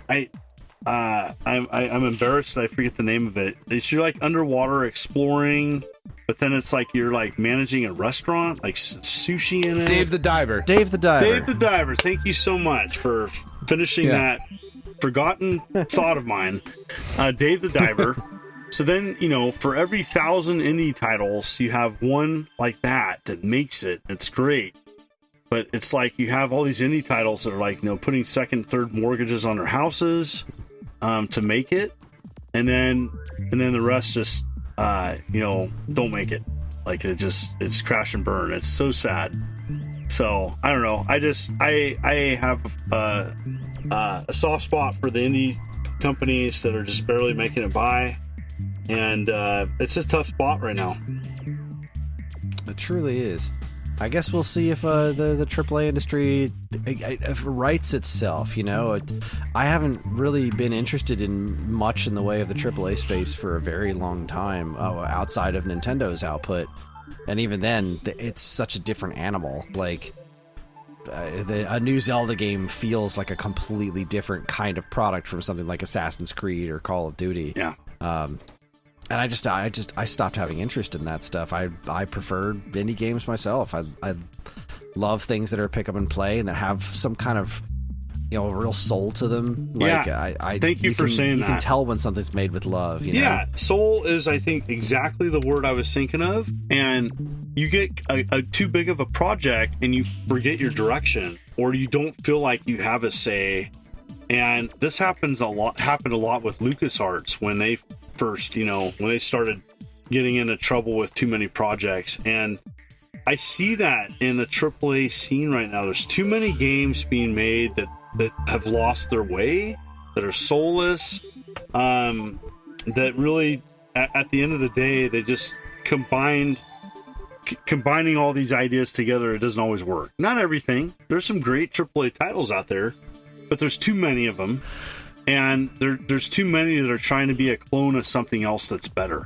Well, and there just has to be some sort of course correction at some point. Like the state of the world currently cannot sustain these business models of, like Chris says it all the time, but like endless growth forever. It's just, absolutely. I was shocked. I hate my local grocery store. We have talked on this podcast about ShopRite quite a bit. I hate ShopRite. They suck. I went to get just whatever I needed to get, cat litter or something, whatever, just run because it's around the corner. And while I was there, my wife, her blood type is Dr. Pepper. So she was like, while you're there, nice. Grab me, I need some Dr. Peppers to take to work. No problem. I'll grab you a fridge pack of Dr. Pepper or whatever. It was $10.48, I think, was the price for the Dr. Pepper. It's like it's for soda. That's what? It's sugar water. Over $10 for a case of soda for like 12. That's that's just insane. And if I have to make a decision between some soulless, like you said, John, some soulless AAA game, or did you say it, Chris? I don't know. Again, I don't listen when Chris talks. No soul. He said no soul, and I'm in agreement. We have too many soulless games that are AAA titles. Like that's for $70 when just to get something to drink, I got to spend a seventh of that. Like, that is just untenable. Anyway, sorry. Well, and I hate ShopRite. Yeah, you could also dilute and say, we're going to go to convenience, and so we're going to get entertainment that's cheaper, that's better. And you know what? If a 70 game, I think people are like, there's so many choices out there, so many games. I'm going to go to something that's cheaper and better, that's going to entertain me better. And if it's $70, it darn better be a dang good game with a lot of content. Yeah. Or I'm not getting it. I'll wait for it to die or to go on clearance, and then I'll pick it up. Yeah, if I'm going to pay full price, then it's got to be a game that I look at it and say, okay, I can already tell this is something special. Like, I put the money in for the physical edition. I've Kickstarter backed Sea of Stars. I absolutely do not regret that purchase in the least. That game was so very special, top to bottom. I wasn't thrilled that Tears of the Kingdom was $70, but you better believe I got $70 worth of play out of that game for absolutely sure. But yeah, I don't see I don't buy a lot of full price games because they just don't strike me as being, they don't have that value to me. I bought RoboCop, and it wasn't full price. I think it was $50, or I think it was $40 or $50 when I got it, and it was worth that price. Actually, part of the reason why I got it was I heard it was good, and I didn't hear that from because it's RoboCop. Well, it was RoboCop, but I heard it from friends who were grumpy like me. They're like, they don't buy crap. They're going to wait for a good game. And I said, hey, you know what? That new RoboCop game is actually pretty good. And I picked it up. I didn't beat it, but I played it through Christmas break, and I enjoyed it, and I got my money's worth out on it, and I'm glad I picked it up. But that's a blue moon. That used to be more often. That's the exception. That's the exception, and that's a problem because there's so many games on the market, and I just think they're stepping over one another, And it's just, there's so many, like, my backlog's ridiculous anyways. I think that's the other issue, is people's backlogs is huge with good games. So it takes more to stand out to compete against something that I already own in my collection. Yeah. Like I had the thought. Like, I was just saying earlier, Paper Mario. Like, I've never really played a Paper Mario game before, and I have the original N64 one, but I also have the original one through Nintendo Switch Online. So I could just play that if I even had time to play a proper RPG right now, which I don't think I do. But, like, I'm really interested in Paper Mario 1,000 Year Door. Everyone keeps telling me that game's amazing, and I've never touched it. I really wanted to play the Another Code games, right? Because I remember playing, like, a couple hours of Trace Memory on DS back in the day and thinking it was pretty interesting. But, again, like, I looked at it and said, this is clearly worth the price tag, but I just don't have the time, and I'm playing other games right now. There is so much good content out there, which is also buried under garbage content. It's just, gaming is in such a weird position right now. Lots of garbage content. I mean, we're talking, there is just, I mean, you go on the Switch eShop, go on Steam. God, how many clocks you have to scroll past? How many hentai games need to come out every day? I mean, seriously. At least 5. Yeah, I mean, it's like, okay, it's not my thing, but I'm just like, it is ridiculous, the amount of garbage that comes out on both Steam and eShop, and at some point it's like, it's tough to slog through.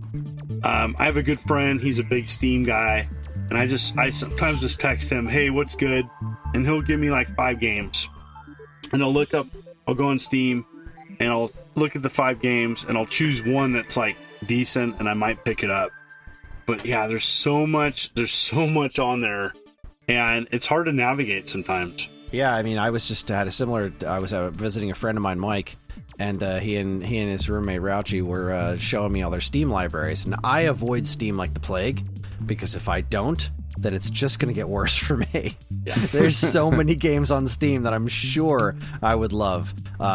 And we were sharing. They were showing me off a handful of like games on Steam that they thought were really cool that I'd like, and I was like, yeah, I'd probably like all those games. And actually, tying it back to you, I recommended to them Millie and Greg, which I found out about from your channel, talking about it on Atari VCS. That game's great. Yeah. But yeah, that's Steam scares me. I cannot get Steam. Because if I do, then it's all over. My backlog is already insane. Adding Steam sales where you can get phenomenal games for like 40 cents a piece. Like, I can't do that to myself. I just can't. Yeah, I caved with the Fallout sale because I watched the show, loved the Amazon show, and then every Fallout game for $50. And I'm like, how do you say no to that? I mean, it's like, it's hard. And I know I don't have time to play them. But I was like, that's every Fallout game. Okay. I make the joke all the time. How can I afford not to buy it? Yeah, it's right. Yeah, I mean, it was great, and I bought it, and I'm glad to support those sales, because that's the amazing thing about Steam is their sales are better typically than console sales. And for sure.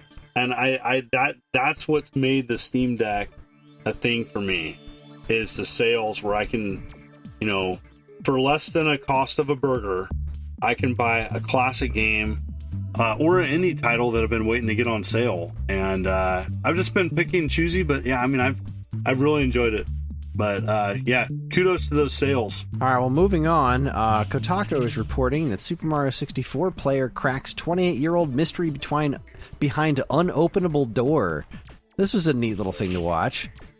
I actually didn't even realize this was a thing that people were trying to figure out. Like, I just kind of assumed that you couldn't open that door in the Cool Mountain stage because, the way the game loads. But they figured out how to open it and get through it, and I don't know, it's freaking wild to look at. You guys follow this story at all? No. I heard a different Mario 64 story, but I don't know if it's a week old. But yeah, no, this sounds cool. So what was behind the door? Basically just a bunch of geometry. Okay. Because you're just opening up a door. Totally worth the expense and effort. Absolutely. Just love it. It's really fascinating.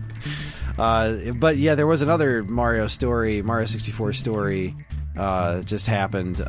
This time extension reports someone has just beaten Super Mario 64 without pressing the A button. Yes, that's the one I heard. Yes. What? Yeah, what the heck? It took 86 hours. Jesus. And I love that this is a thing. Yeah. I love that people like this exist. Yeah. But what? 84 hours. What's crazy about Mario 64 is it's like there's people that have beaten it that are blind that use, like, I guess, people telling them how to move. I mean, there's so many different ways of playing that game.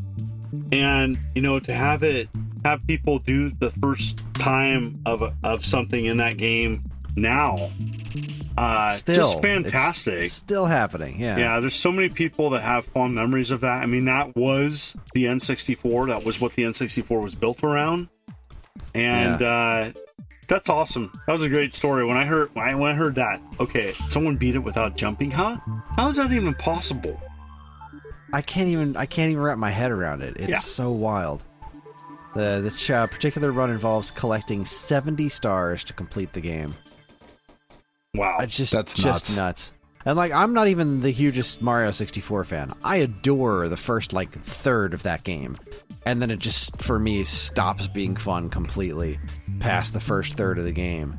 But I love everything surrounding the game. I love everything about the way it was made, the evolution of how it got there, how it revolutionized 3D gaming and made it fun and workable. And this crazy speedrunning community. Like, what was it? Carl Jobst, I forget how to say his name, posted some video about how speedrunners were, like, cheating in the game or something like that. It was just an utterly fascinating deep dive into the entire speedrunning community for it and figuring out how to do this, like, one specific kind of jump. It's nuts. Mario 64 is crazy that it's still a thing, and getting through the game without pressing the A button is just pure unadulterated madness, and I absolutely love that it exists. All right, this is a fun story, and I use fun in loose quotations. Time Extension reports limited run under fire for horrible Teenage Mutant Ninja Turtles vinyl release. Fun. Did they put on a CDR? I don't. Oh boy, yeah, we talked about that one a few weeks ago. That's a look. I don't. Dan does not like limited run. I like limited run to an extent. I don't like everything that they've done. But the thing is, I have this record. I got this one from limited run, the regular black edition. I've listened to it a half a dozen times. I have no earthly idea what these people are talking about. I'm looking at the tweet that's like, they have broken down these, like, sound waves into these, like, I don't know, these just compressed audio, Vorbis, OGG, lossy, like, they're using all these words, and I'm like, okay, I have the record, put it on my record player, and I didn't notice anything sounding off. I mean, I'll take their word for it, that this is maybe not the best mastering of NES music you could put on vinyl, but at the same time, I don't know about this one. I just don't understand it. So Limited Run to me is kind of an interesting company, because I think when they started, I think people thought, or what I envisioned them to be offering was these, you know, games that nobody else was going to put on physical media. And what's happened is that Limited Run is kind of having the problem of what the game industry has as too much. But the thing that I think got Limited Run an issue with was, instead of making choice select items on physical media, it became a big business, and now they offer records, you know, action figures, who knows, you know, nostalgia on a nostalgia packaged up. And I have nothing against Limited Run, but I think people are looking at the volume that they're offering and seeing when they mess up, and they put something on CDR that gets you mad because it doesn't play on original hardware, or something else, there's becoming kind of a backlash because people are kind of done buying everything that they offer. And it might be limited run on a particular item, but they might need to rename their company Too Many Things. Okay, because it's just they constantly pump out things, and it's nothing against them. Like I've stopped buying from them once it took a year to get something.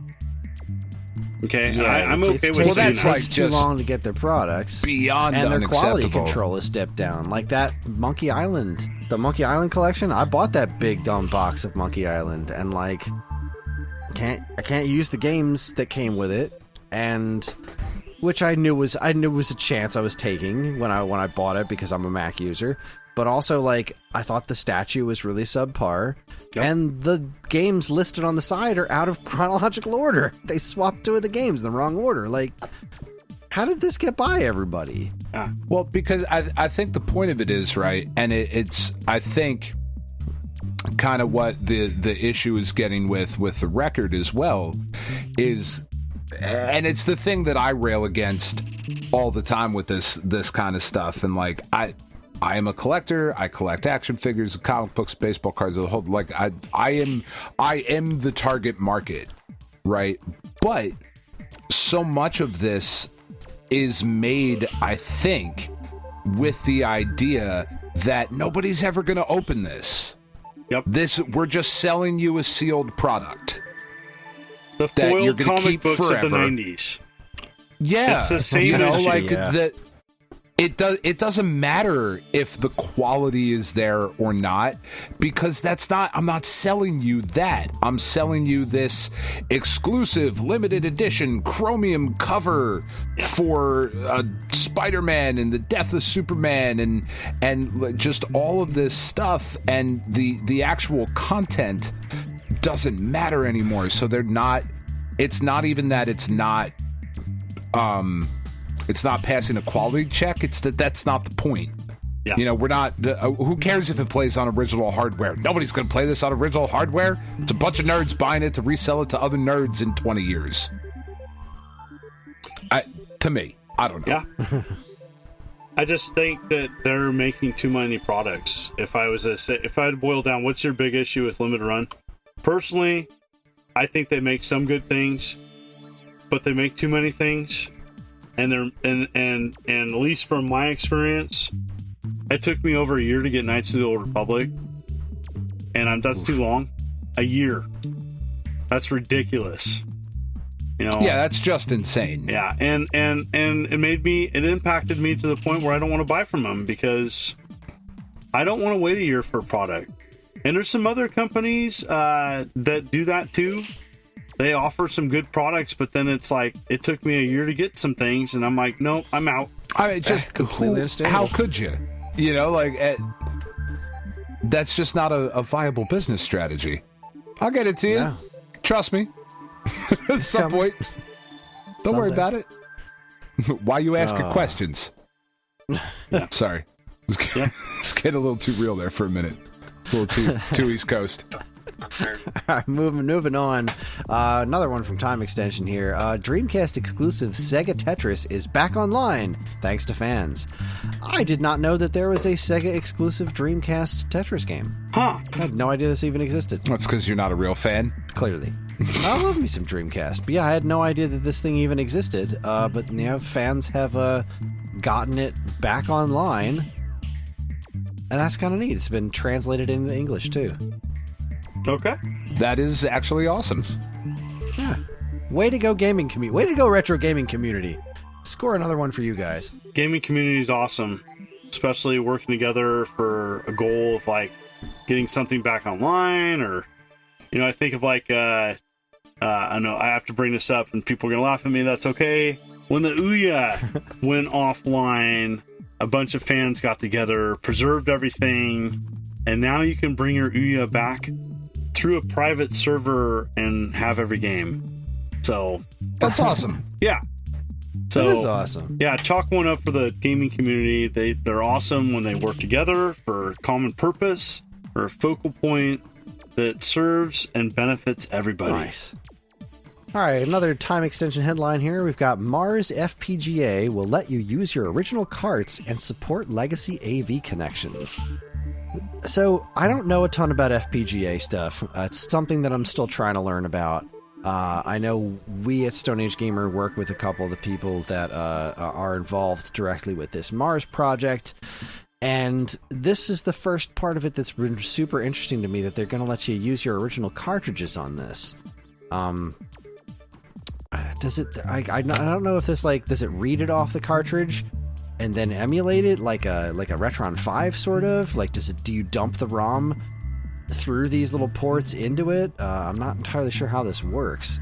But I guess the other part of this that I find particularly fascinating is that it's going to support legacy, like AV outs, composite out, which I think it's crazy that a lot of these retro type systems don't support AV out a lot of the time, because, okay, I know the CRTs aren't in everyone's home anymore, and of course you have to have the digital video out, the HDMI out, but there are also a lot of people who want to play their old games on actual CRTs. Like, I'm sitting next to my Trinitron right now. I love playing those games. I love playing my older games on this TV because that's how they were designed to play, you know, and you can do all the scan lines and things like that to try to make your modern HD TVs look like an old CRT, but why not have the option to use something like an FPGA on an older TV? And I love that that's here, and I love that it's being reported by Todd, who runs RetroFrog, who also just made the super nicest standard composite cables on the face of the planet. So, like, clearly you can use his cables with the Mars, which will be a great idea, and it's probably what I'm going to wind up doing if I wind up getting my hands on one of these things, because I don't know. Again, I don't know a ton about FPGA systems. They're supposed to be like super good emulator boxes, right? Am I off base on that? Do you know about these things, John? Yeah. So Mister's one of them. Sorry, I thought we were talking about something else, but I know about FPGAs. Have several field programmable gate arrays, and what they are is they essentially are a better way of playing retro hardware that has typically less lag and better, like, 1-to-1 ratio of original hardware. And I'm sure Retro RGB would have a better answer than me. That's his wheelhouse. But I have several analog. That's their jam. They're all FPGAs. So the Super NT, the analog SG, the retro USB AVS, which is a NES. Right. Okay. And so that's FPGA. All these are typically the gold standard now of making retro game products, especially hardware. And so anytime a company can make that and afford that, typically it's more expensive than emulation. A lot of cheaper emulation products are using 10-year-old chips that are, it's a budgetary thing. But FPGA is more expensive, but when you can do it and do it right, it's amazing. Yeah, this Mars thing is looking pretty cool, I gotta say. That it allows you to do AV out, I think, is really cool and that it has this. They're gonna have these adaptable cartridge slot things to use your original carts through the FPGA system, I think, is pretty neato. I'm very interested in this Mars thing. It sounds intriguing for me. There's so many products out there, and I forgot about the CollectorVision Phoenix is another FPGA, but there's multiple things out there that dedicate or support community, and FPGA to me is the gold standard. Mister is another product. Some people love it. I haven't had hands-on experience with that. I kind of get my retro gaming elsewhere. I'm kind of a combination of like dedicated FPGA devices and or newer products that display on modern televisions or emulation. Mm-hmm. Like I'm not a purist anymore. I've succumbed to modern convenience, and I'm okay with saying that. And I'm not one of those. I'm not a person that gets mad when there's a millisecond lag or something is not a 1-to-1 exactly. But if you can go original hardware, go that route, because that's 100% compatibility.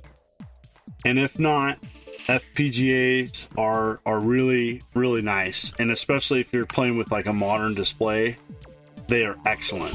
And they have typically lower lag, or if any lag at all. So that's the other benefit of them. So yes, FPGAs get a thumbs up for me. And you do you though, man. But I emulate a lot as well, and it's fine.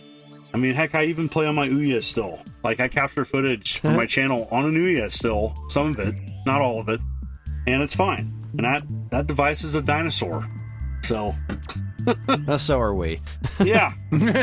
So how dare you? Yeah. Mom's a dinosaur. All right, Retro RGB reports the NES just got an over-engineered 72-pin connector. This is the Nintendo drawer, which I like the name. That's a good name. It replaces the 72-pin connector with it's got magnets that keep the cartridge in place. It doesn't have like the death grip that a lot of newer 72-pin connectors have, so the magnets help help alleviate the fact that the cartridge is semi-loose in there. It's got a sliding mechanism for easy removal of cartridges, built-in CIC lockout bypass, ensuring reliable game loading every time. This is neat. I believe that there is talk of us possibly carrying it at Stone Age Gamer. I would like to hope that we will be able to get them. I know that they're selling really well right now, but once they get their feet underneath them, I'm hopeful that we'll be able to carry the item. Because I love the front loader design of the NES.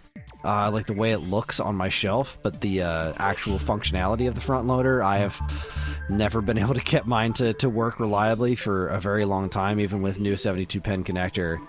We have been trying like heck to get our hands on the blinking light win for a couple of years now, to no avail. So it's nice to see that there are other products coming out there that replace the 72-pin connector in some sort of reliable way, because being able to plug my cartridges into my NES is something that I miss being able to do on a whim. And a lot of people, I mean, that's just a really cool product, and it fixes a problem that was with original hardware. And yeah. I think anytime, what's great about Stone Age Gamer is that you offer a lot of products that can save original hardware and utilize it even better. I know I covered a bunch of stuff for N64 that you folks carry, and it's I support all that, because when you can take hardware and it makes original hardware better, it benefits you if you're a gamer, if you can play on original hardware. That's not always available or affordable, but if you can, you're going to be able to play 100% of your games. That's the strength there.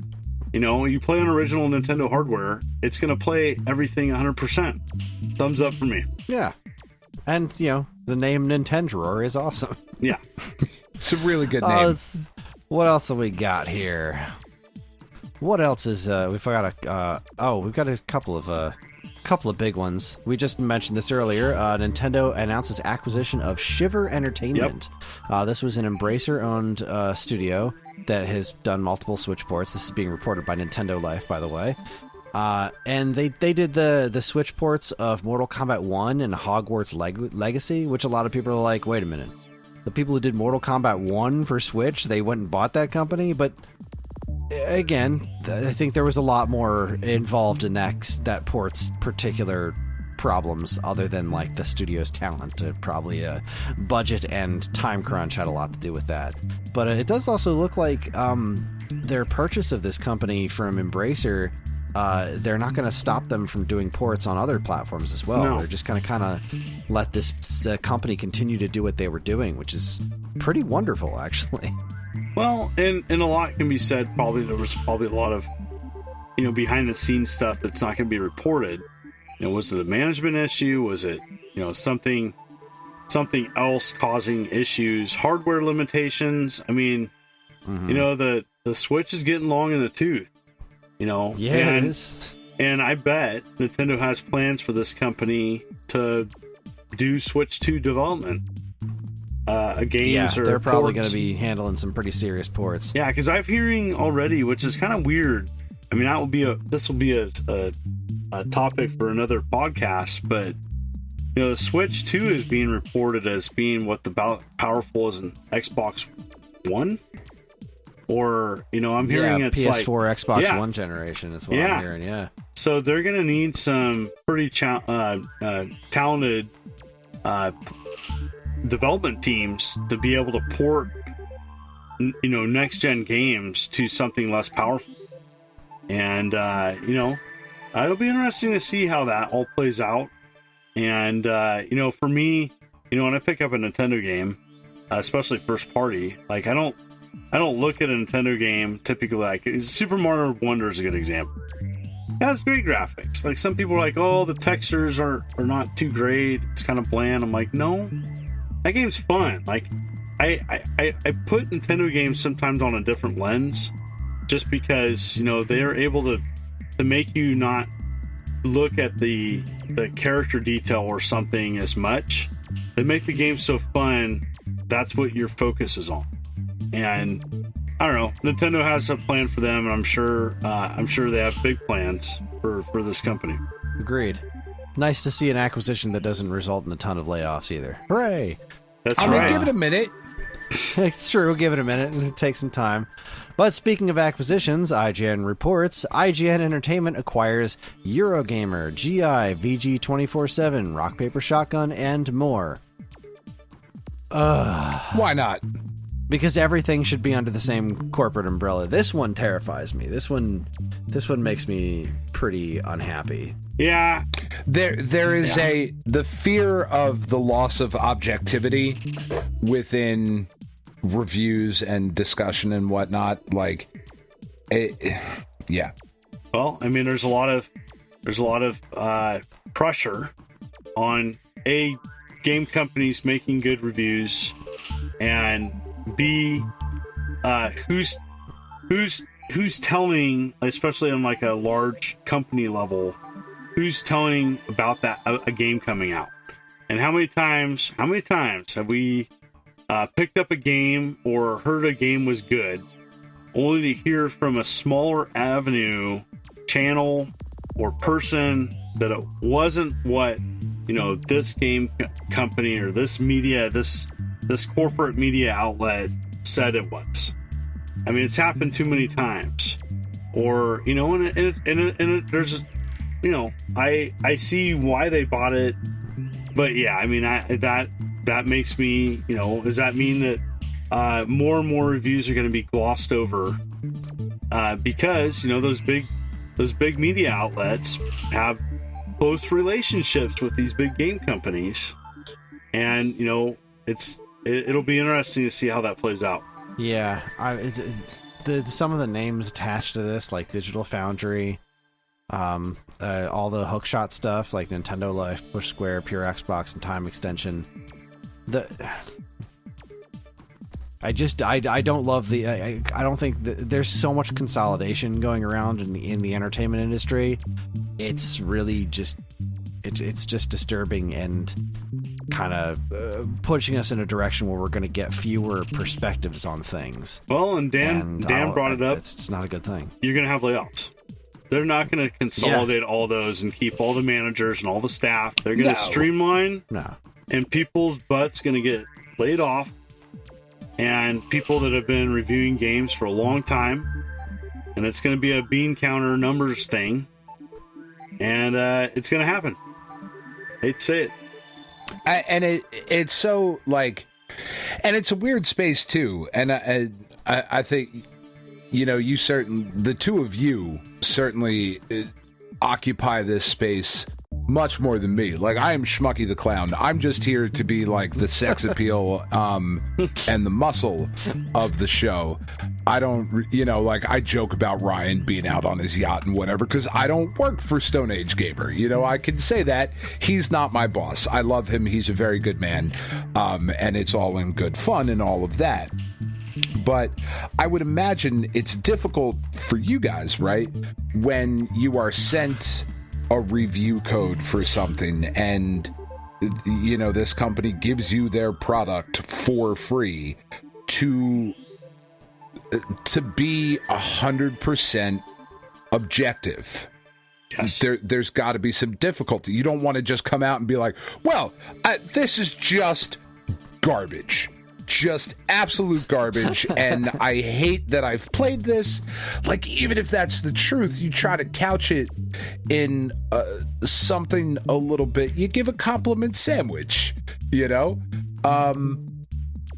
So the fact that you're having these, as you said, John, like these giant corporations sucking up all the objectivity in the room is just... it's gross. We're very pro union and very anti corporation here. Like, it just people are going to lose their jobs. We're going to lose objectivity, and it's just things like Vampire Survivors might not get the chance to shine without those independent, objective journalists. Like, it's real hard to to grow a YouTube channel, to grow a podcast, to do all of these things without money behind it. It's just it's a very scary time. Yeah, and YouTube, that's a whole other talk about how that's exactly why they're trying to get a bigger piece of the pie of an influence, on a corporate level on reviews. And, I've done things right. I've done things wrong. I try to cover the indie stuff just because it's the stuff that doesn't really get covered and gets kind of glossed over. And, I would say probably currently over half of my reviews are with smaller items. I do the occasional mainstream game, but I try to keep more genuine to myself. The mainstream game is not a game I'm typically going to be playing unless it's like a throwback retro. It's tough though too to like, there's so many cooks in the kitchen with influencers and coverage. It's just like games where YouTube's been kind of rough for retro gaming and gaming in general, at least for people such as myself. Definitely seen things change, not for the better, and it'll be interesting to see moving forward how that looks. But what I can tell you is that I'm going to continue to try to offer a voice and cover things when I want to. I don't know if I'll keep the same schedule moving forward, but I am going to continue as best I can to cover the things that I want to cover. And I can't tell you how many more times I love doing my channel at kind of just the indie hobbyist level, where I can't tell you how many times I've turned down a prog saying, I've been getting a lot of stupid phone games, and I'm just like, no, I'm not playing that. I'm not covering that. I'm not your target audience. You're just looking at my subscriber count. You don't care about me. I'm on some probably mailing list, and you're sending this out to me because you see the subscriber count and you think that I'm going to cover it because I'm a gamer. And it's like, some of these companies don't even know a single thing about me, and they don't care. They just want their game covered. And I've gotten more kind of grumpy older influencer being like, no, I'm not doing that. I'm not doing that. I'm not into that. That's a no. I'm trying to be better at it. It's it's taken me only, I don't know, 15 years to do that. But but you get to a point where it's like, no, I'm gonna cover this, and then there's several companies that haven't sent me anything else because I covered it and then I didn't say nice things about it. Brings up some stories for me for sure. But yeah. That was, we don't do a lot of reaching out to YouTubers to review products that we carry. Just honestly, mostly because of time. Yeah. But that was one of the, when we were well, putting that more and of a you always focus talk on about how difficult they are to work with, Chris. I mean, don't sugarcoat it because John's here. They're all terrible, is what he says, John. Don't listen to him. But when we were trying to get that cooking a lot more a few years back, one of the things I was really adamant about was making sure that,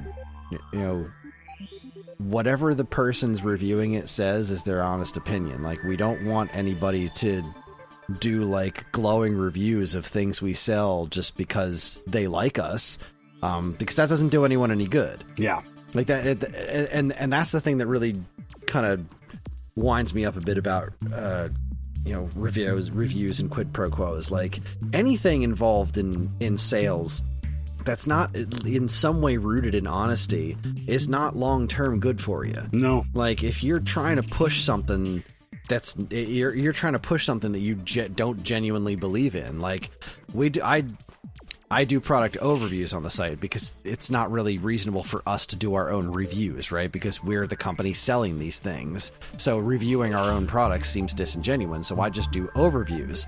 But even when I do, if I'm ever going to inject any of my own personal opinions into them, it usually has something to do with how I actually feel about the product. Or I'll just not say much about it. Like, some of the overviews we've done are like, we'll get all these negative, like I did on, level height cables a while back. And we got all these comments about like, oh, these are the most garbage cables in the history of mankind. These are just cheap crap. And I'm like, well, yeah, I kind of said that in my overview. They do the job. They don't look phenomenal, but they function. Yep. And they're super cheap. Like, and a lot of people, that's all they want. Yep. They just want to take their GameCube and plug it into their TV and play a game for 20 minutes. They are not looking for the high-end experience. No. We sell HD Retrovision cables too. Like, they're also available on our site. They're for a different audience. And Absolutely. I remember some guy was really attacking us about those level height cables. I was like, look, I played Mega Man Powered Up on my TV thanks to this cheap level height cable. Yeah. I didn't have another good way of doing that, but for $15 I could buy this cable and finally play Mega Man Powered Up on my TV, and it looked great. And there you go. That's it. I show it in the video, me doing it, playing that game. That's worth the money to me. And yeah. that's kind of like how I believe those kinds of things should go. What online comments people got upset and told you how they felt? Oh my gosh. Oh, no. Oh my gosh. What? Not everybody was getting along? Not everybody was getting along. Negative? They were upset. Someone wanted to troll and express their opinion that nobody wanted to hear anyways and have an audience?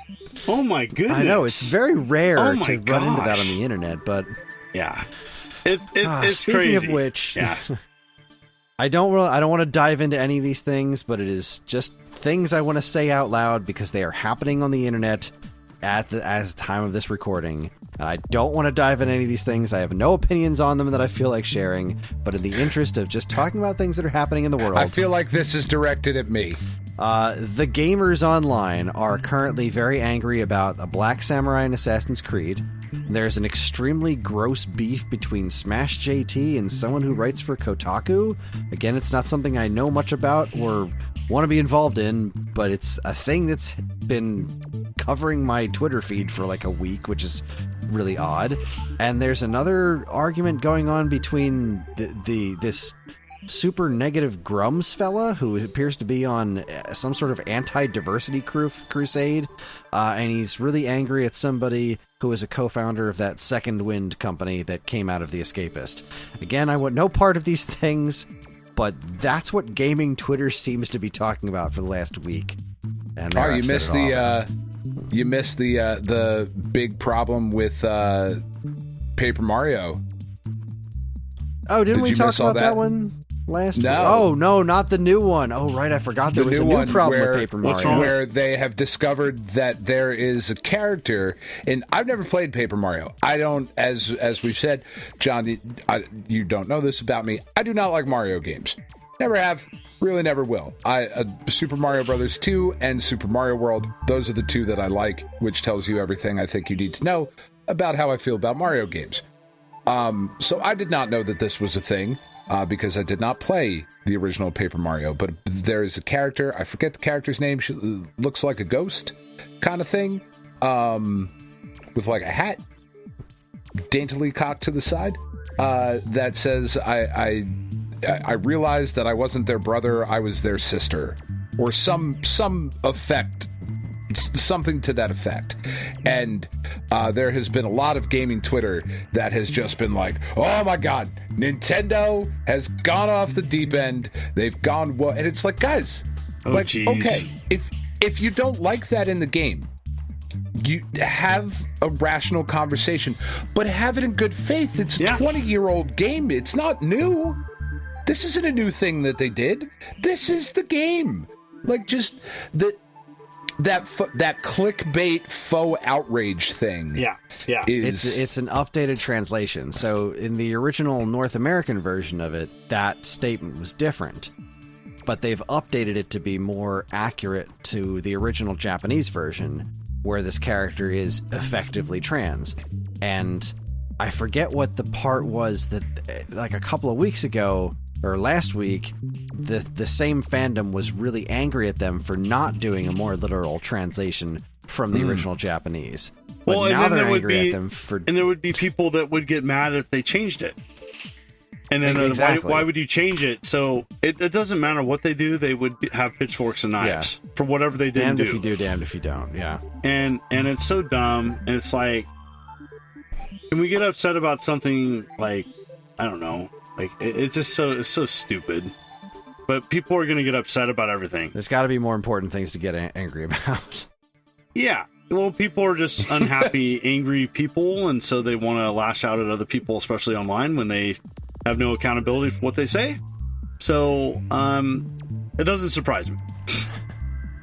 All right, this last one... That has been the thing that I saw. It's like, wow. We always talk about acquisitions being bad, but sometimes I think they're good. Time Extension is reporting...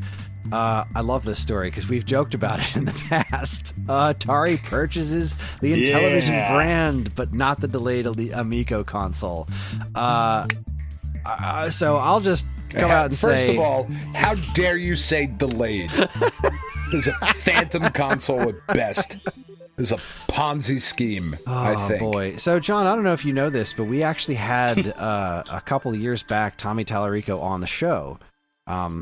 Because he was saying a bunch of stuff on Facebook that I did not agree with. And this was before I knew exactly the depths of what kind of person he was. And he came on the show and lied to us for a couple hours, which, again, we didn't know at the time just how much he was lying. But it was one of the most uncomfortable episodes we've ever done. It's very long. We had to split it into 2 parts because we talked to him forever. It was very long, and he was super late.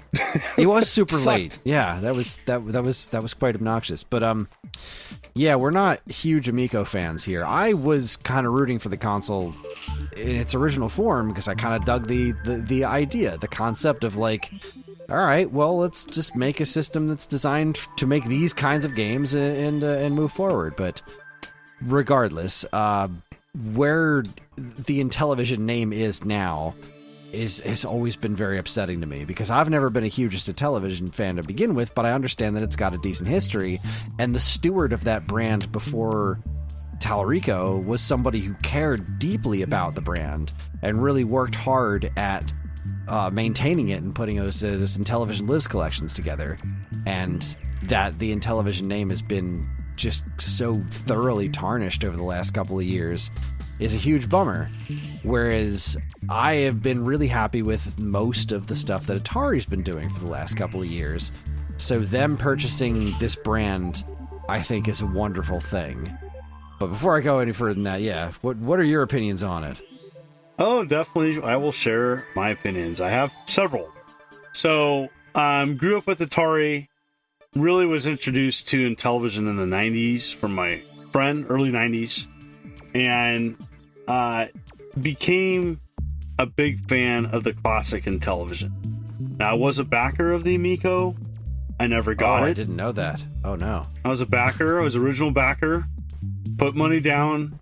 Never got it. So that's my thoughts about that. It's like, you want people to shut up about the Amico, deliver the console. If not, say you're not going to do it. Say you're not going to do it. Refund everybody. And people will stop trashing the Amico. Until then, it's vaporware. And that's that.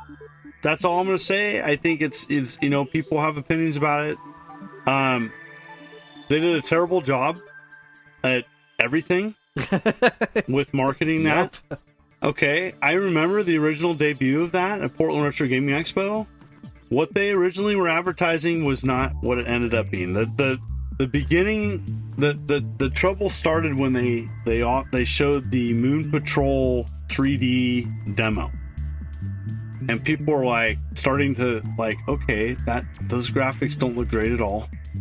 That looks like a cell phone game 10 years ago, and it never really recovered, and it's disappointing. It's sad. That's why Atari didn't buy that. Because I guess they're going to rebrand Amico to something else. Yeah, and Intellivision Entertainment has to change its name. Yeah, so they have to change it. Telerico-Vision. I mean, aside from that, like the bottom line, it didn't come out, and people feel duped. That's what it comes down to. That's the facts. The facts is Amico Home was everything that they bashed on. They bashed on cell phone gaming. They bashed on this and that, and the Amico didn't come out, and people were pissed. I essentially could have done 10 videos about Amico, but I'm just not a drama. I'm not a drama channel. I don't do drama. I try to keep the facts, and the facts are, it didn't come out. And Atari didn't want it because Atari doesn't want something that's not going to come out. Right. They already have hardware. Or they look at that and be like, that's a headache. We don't want that.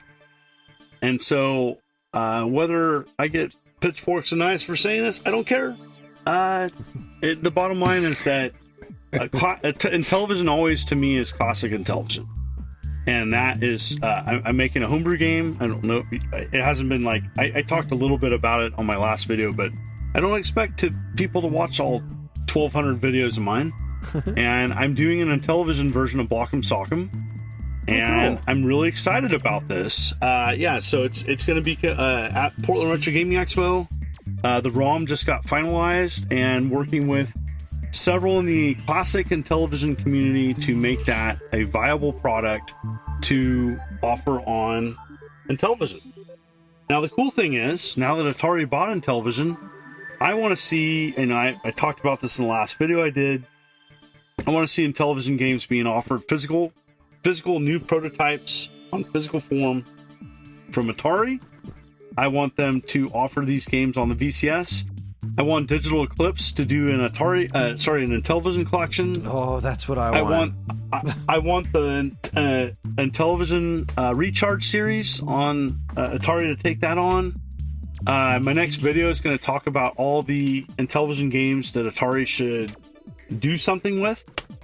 And I think it's a great move. They also bought Intellivision trademarks, which tells me that they're probably going to work with PlayOn and do like an Intellivision Plus. I would predict that they are going to do something like that, or an adapter that they will, and I don't have any inside info, by the way. I would love to see an adapter for the 2600 Plus to play Intellivision games. That would be pretty sweet. I like the 2600 Plus. That's a neat machine. Either one is going to happen, I predict, with no inside information. Yeah, obviously my number one thing, and I had said this a while back, Atari 50 was such a revelation, and doing that to the Intellivision brand would be super fascinating to me personally, because I don't know a ton about the Intellivision. I have an Intellivision and a stack of games, but I like you, I got it in the 90s. I got it when I was working at Funko Land. I didn't grow up with one. I grew up with the Atari 2600. So television, it lasted into the late 80s, and which is crazy. It was sold in like Radio Shack catalogs at the very end. You know, you could order them because, you know, IMTV Corporation was a bunch of programmers that essentially bought it from Mattel, and then kept the rights to it. And so, you know, it going full circle to Atari. Now, a lot of people have opinions about it. You know, some people classify it as a new Atari. And while there's some truth to that, they're doing more for classic gaming than many other companies before them have. And I'm hopeful that they're going to do something amazing for Intellivision. I think the biggest thing, Intellivision was sitting on a bunch of prototypes. Not only Intellivision prototypes, but prototypes of 2600 games that Intellivision owned, like M that never stuff? were released. Yeah, that and like some other games. So like some Dungeons and Dragons games as well that were never dumped. Or never publicly posted. So the fingers are crossed that Intellivision is, now that Atari has them, they're going to do something with those. More importantly, make newer versions of those franchises and IPs that I think will be offered on modern console.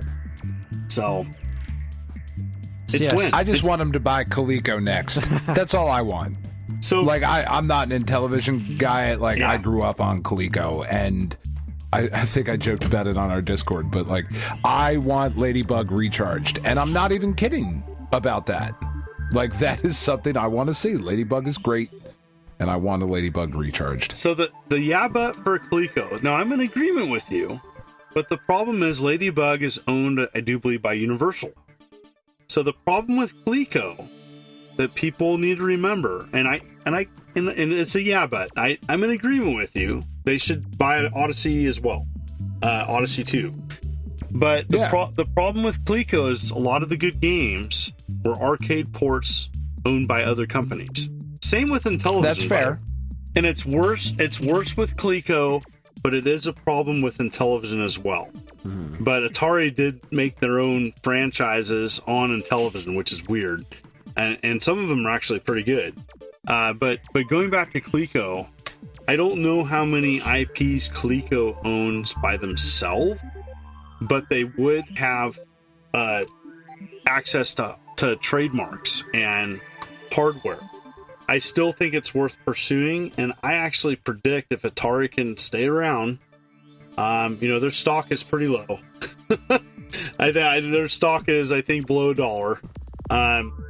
We'll see. I mean, Atari is doing this for many reasons. I think one, to increase their value, and possibly be, it's all about acquisitions. So is Atari boosting their own portfolio to be more attractive to a bigger company?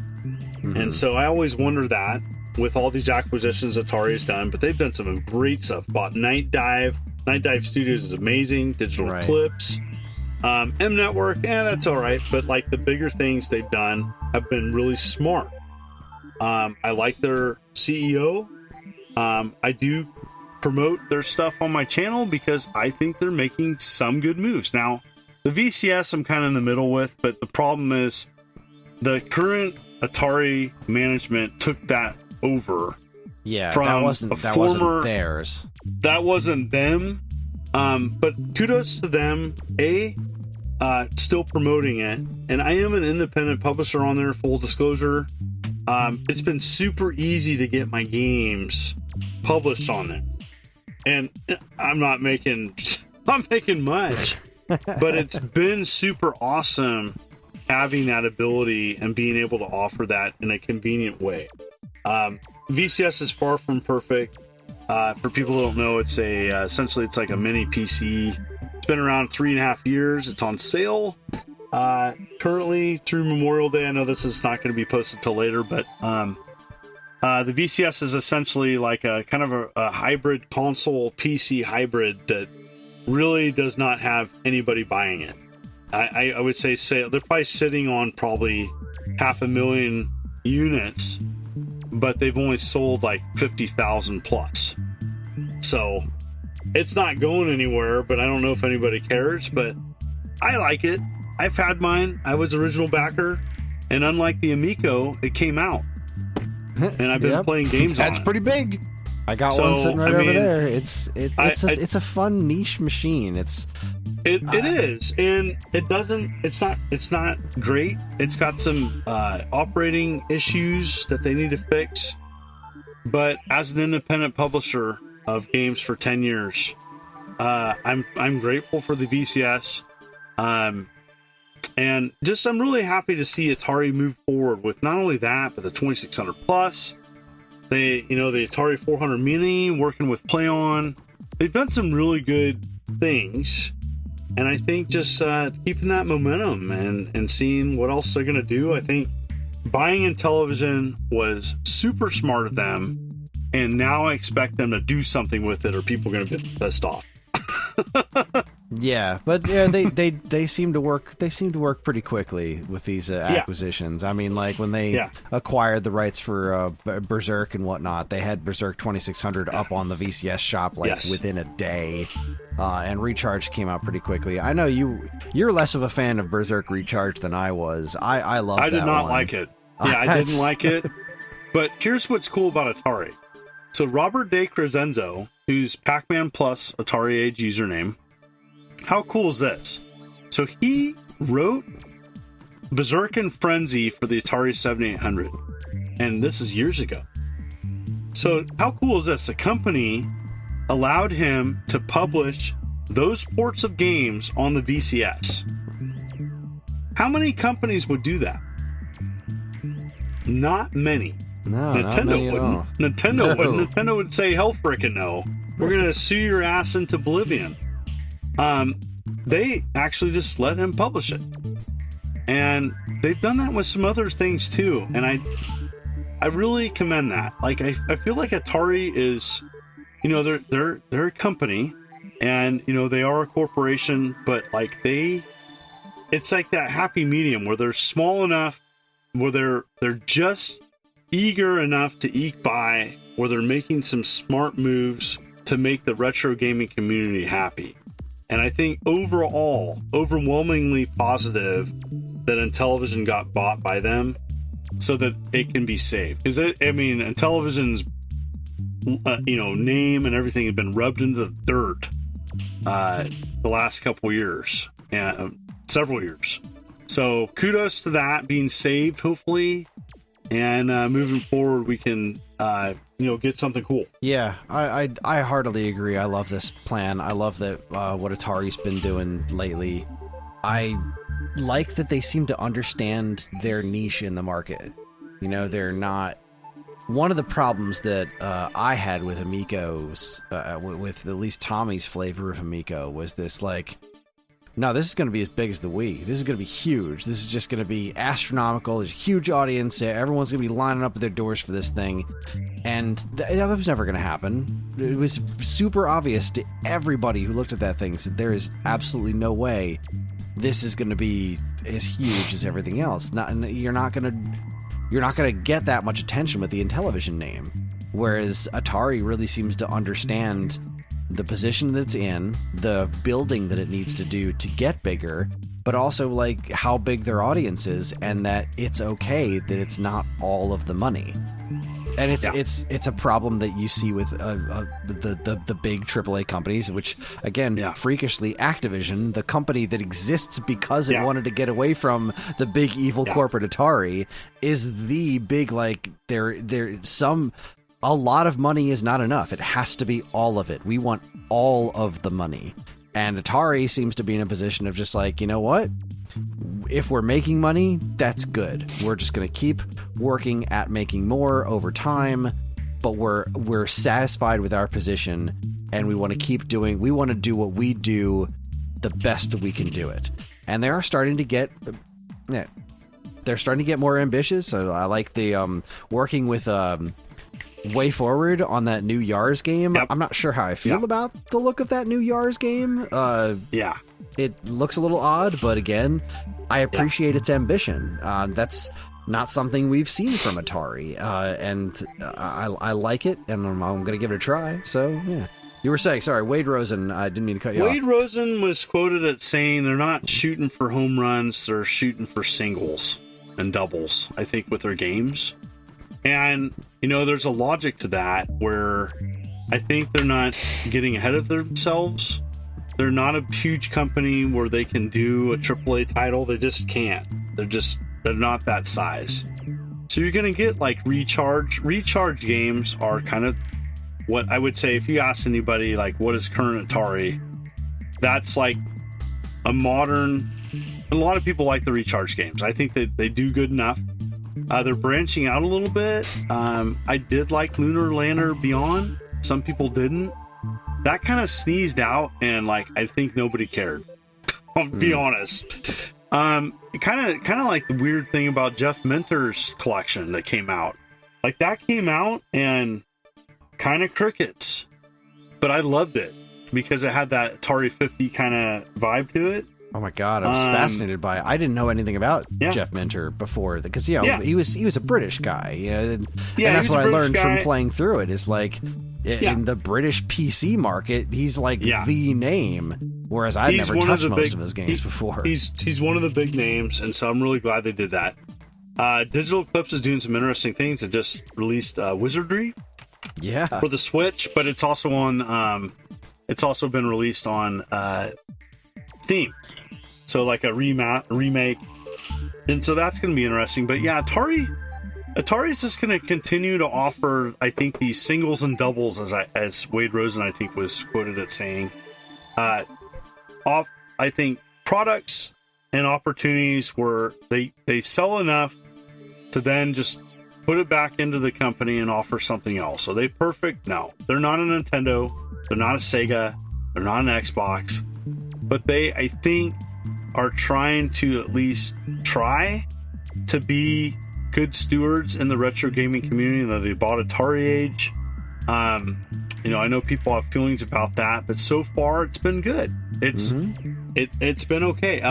Have they made mistakes? Yeah. I mean, speaking of production runs, they had a huge fiasco. I'm sure you might have covered it on your news. Right. With Atari the Atari XP stuff. Yeah. The Atari XP line. That's god awful. They can't do that. Stuff like that is really going to not be good. And so hopefully they can limit some of that. But going back to like the 2600 plus, my big complaint with that is they've taken too long to do an official update, or hopefully we'll get an official update soon.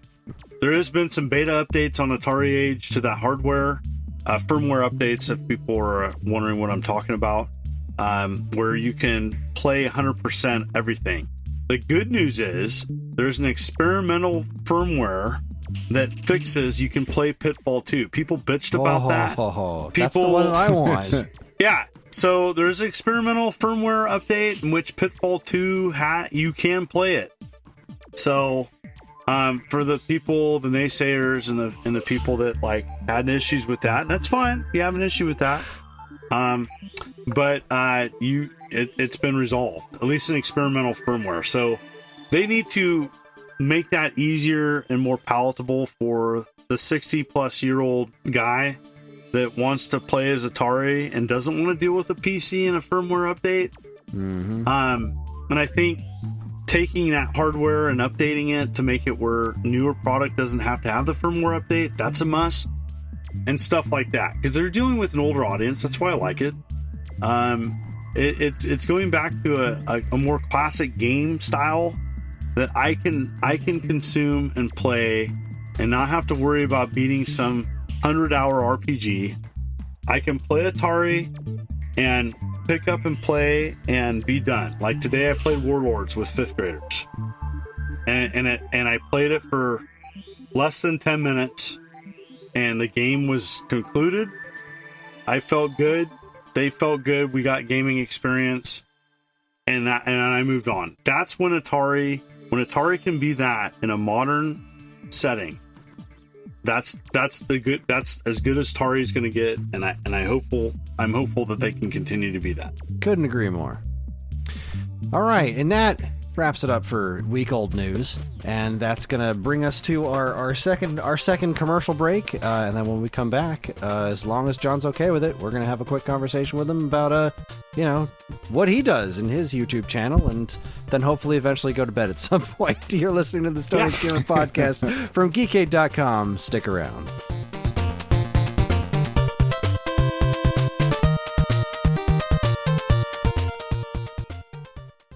When you hear the words cross-stitch, you probably think of a grandma lovingly making a Christmas stocking, a picture of a lighthouse, or maybe a Bible verse with flowers. But that's not what we do at Shoot the Moon Stitches. We take the old-fashioned art of cross-stitch and pair it with contemporary themes and imagery to create striking works of art that make the perfect gift for anyone who grew up with the internet and has a wicked sense of humor and an appreciation for pop culture. From cult favorite TV shows and movies, to retro video games, to TikTok trends. If it's made you smile, chances are we've stitched it. You can shop our selection of art and gifts by going to Etsy.com and searching Shoot the Moon Stitches. For all your fun, feminist, fandom fiber art needs, visit Shoot the Moon Stitches. If you're listening to this podcast, you're probably a Star Trek fan, right? Well, guess what? I think the world needs one more Star Trek podcast. Yet another Star Trek podcast. Over at Yet Another Star Trek podcast, there are three guys. We talk about Star Trek from the very first episode, aired all the way back in the 60s, to some of the more newer things that aired in 2024. So if that sounds like something that's fun to you, maybe you've always wanted to sit down with the original series, or maybe you've never seen a single episode of it, we'd love for you to stop on by and listen to our show. You can find us literally everywhere podcasts are available. Audible, Google, Apple, YouTube. We're just about everywhere. Come join our Discord for a little more fun as well. You can find us everywhere, or swing on by our website, yetanotherstpod.com. Hope to see you soon. Live long and prosper.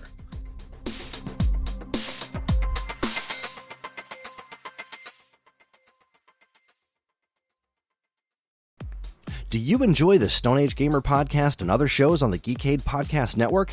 Do you wish you could listen to them sooner than the regular unwashed masses? Do you wish you could contribute in some way? Well, then you should check out the Geekade Patreon. Yes, the Geekade Patreon is a wonderful and very much appreciated way for you to help us pay the bills and keep our shows running week after week. As a Geekade patron, you'll get a monthly podcast topic schedule and early access to nearly every show on the Geekade Podcast Network, as well as access to a patron-exclusive monthly show called DC's Amazing Movie Time from the creators of the Weekend Rental Podcast. So head on over to patreon.com/Geekade and become a loved and appreciated member of the Geekade Patreon team and get early access to shows like the Stone Age Gamer Podcast, this week's episode, Turning Tracks, and a whole lot more. See you there!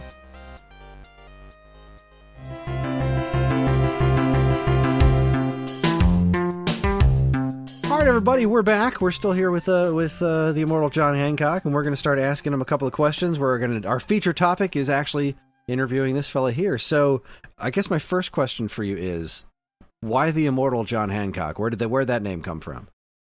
So, Drunken Master Paul, who is good friends with Metal Jesus Rocks, and that was one of the bigger channels that I was a guest on before I considered doing my own YouTube channel. He came down and saw my crazy game collection, and he looked at me and says, "This is crazy. You're immortal." And so took that, and a lot of people, of course, the online comments sometimes, when someone has no accountability and can just say whatever. They thought that was egotistical or vain because I have that as my name. It's not at all. John Hancock Insurance was already on YouTube. And so I wanted to distinguish myself differently than John Hancock Insurance. So I decided just to go with Immortal John Hancock because it was different. And it kind of stuck. And I don't officially have it as part of my name on YouTube, but I'm just kind of known as that. So I just kind of went with it, and it's done all right for me. Huh. All right. It's not bad to get a nickname from that dude. He's he's one awesome. One of the early YouTubers that I came across. I was like, oh, this dude gets it. I like this guy. Yeah, he's cool. He's chill. Super awesome guy. He was super supportive when my wife got sick. It's just a great guy. Just online and offline, the guy's great, and owns a bakery, several bakeries. Owns a company. I don't know the name of the company in Seattle, but is a master chef and black belt martial artist too. He can take care of himself, and just a great guy. Just a great guy all around. That's what we need, Chris. We need to own a bakery. We do. That's where we're falling down, I think. We'll hire Ferg. It'll be great. All right. So what exactly is the theory behind your YouTube channel? What is your shtick? I know you just talk about retro games. Like, do you have a specific mission statement or something? Like, this is the kind of content I'm here to do, or what is the theory behind your YouTube channel? I think it's evolved over time. I think I was really into collecting and known for a crazy game collection. For people who don't know, had a crazy game collection, have a crazy game collection, at least physically in my house for now. And it's like I said, it's kind of evolved over time because I was in Tips and Tricks magazine in the early 2000s. I think January 2004, the one with Tony Hawk on it and with like Spider-Man and a couple different things. I used to be on the forums, Digipress, and was really into collecting and still am, but definitely am like semi-retired from that. I'm happy to, be realistically semi-retired from collecting lots of things. And part of it is I've kind of transitioned to being what I've done for the last 10 years is an independent game publisher. Really got into the homebrew scene. And so kind of my spiel on my channel is I cover lots of homebrews for all different consoles. And I cover a lot of independent stuff, independent games, and do that.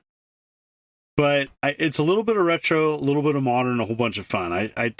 I tend to be kind of more optimistic on my channel. I would say the persona of Immortal John Hancock is probably a little bit more optimistic than John Hancock offline. I try to brighten people's day. I try to keep it positive because there's so much garbage around the internet, drama and negativity, that I try to not do that and just talk about games. I don't talk about politics or religion. I just keep it games. Every now and then I'll talk about something that like gets to me. My wife's cancer journey, I talked about that on my channel, but mostly just games. Well, how could you not, right? Yeah, I try how to. How could you not? Yeah, I think people tune into my channel because they know I'm going to give you a 10-minute spiel about something you probably didn't know about.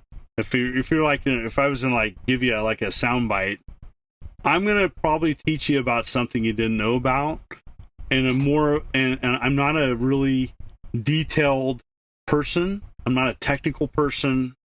I'm not someone that's very articulate. I'm just going to give you in layman's terms about a game that you're probably going to like or dislike, but I'm going to do it in a way where I'm just going to just lay it out in layman's terms, and I've built a following that way, and it's been a long journey. YouTube has definitely changed over the years.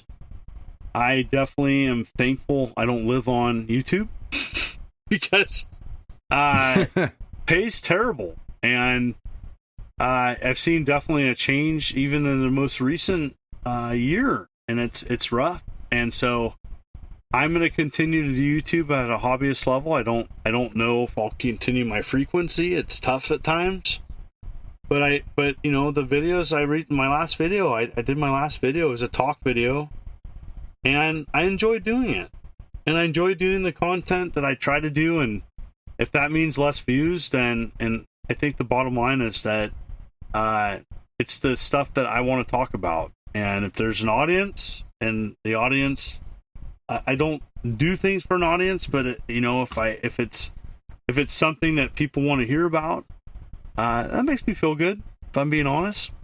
And it sucks when you every YouTuber, whether you want to admit to or not, there's a beginning, middle, and end, and you're not going to do it forever.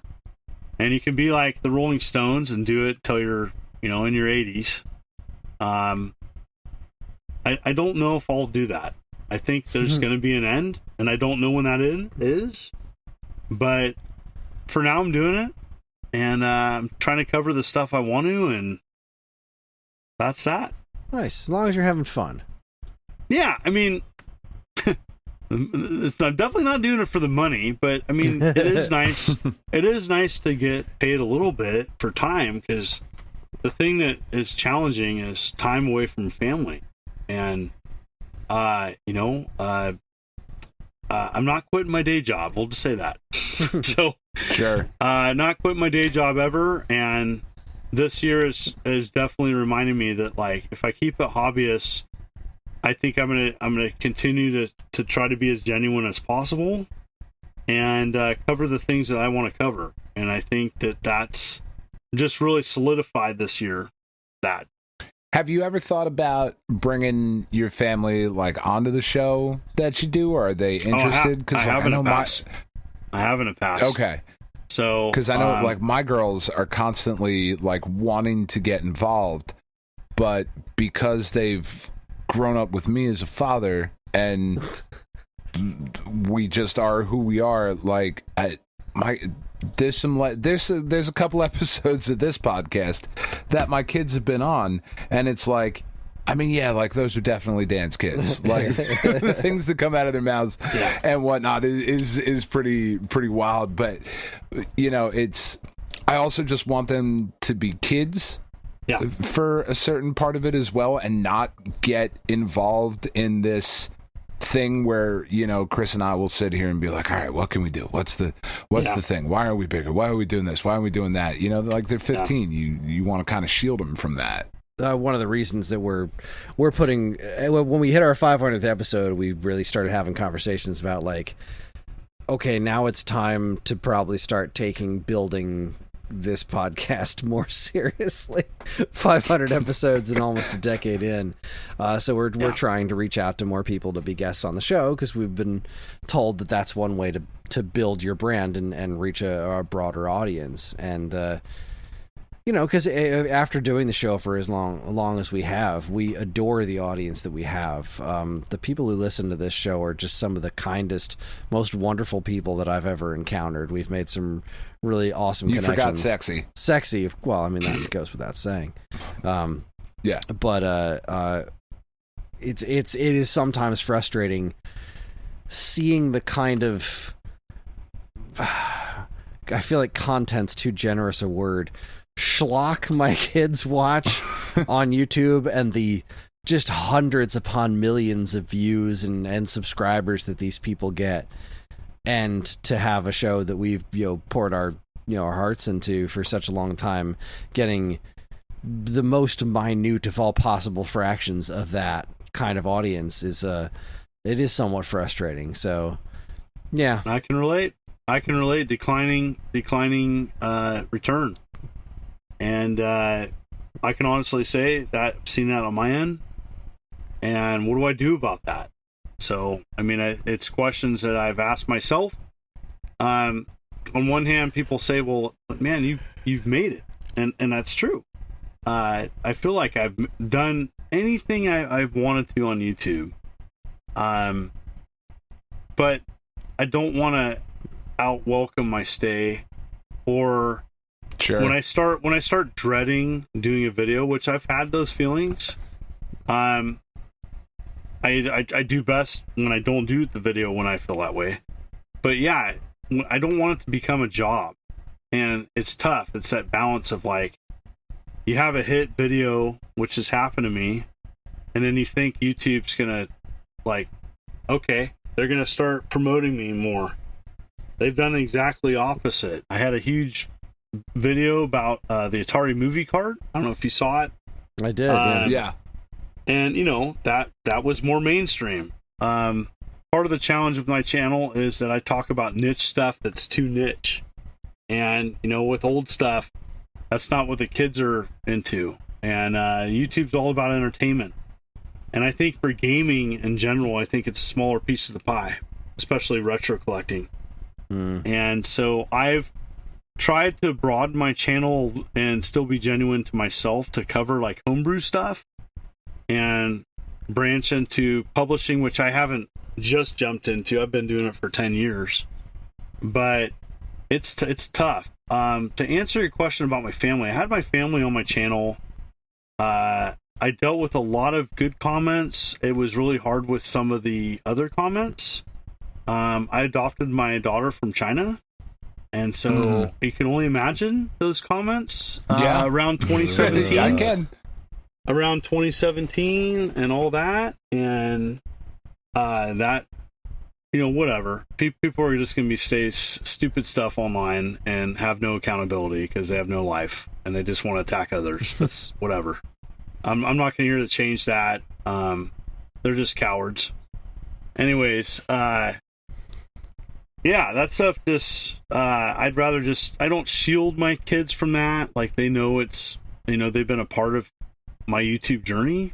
And, yeah, I think the bottom line is the things I've been hearing more is like, do you have to do so much YouTube? And why don't you take a day off? And, everything with my wife and her health stuff, like, I'm probably with borrowed time with my wife, if I'm being honest. And, my wife, for people that don't know, had ovarian cancer, and so stage 4B, and so Jesus, 70% chance of it coming back with a 10 to 15 year life expectancy.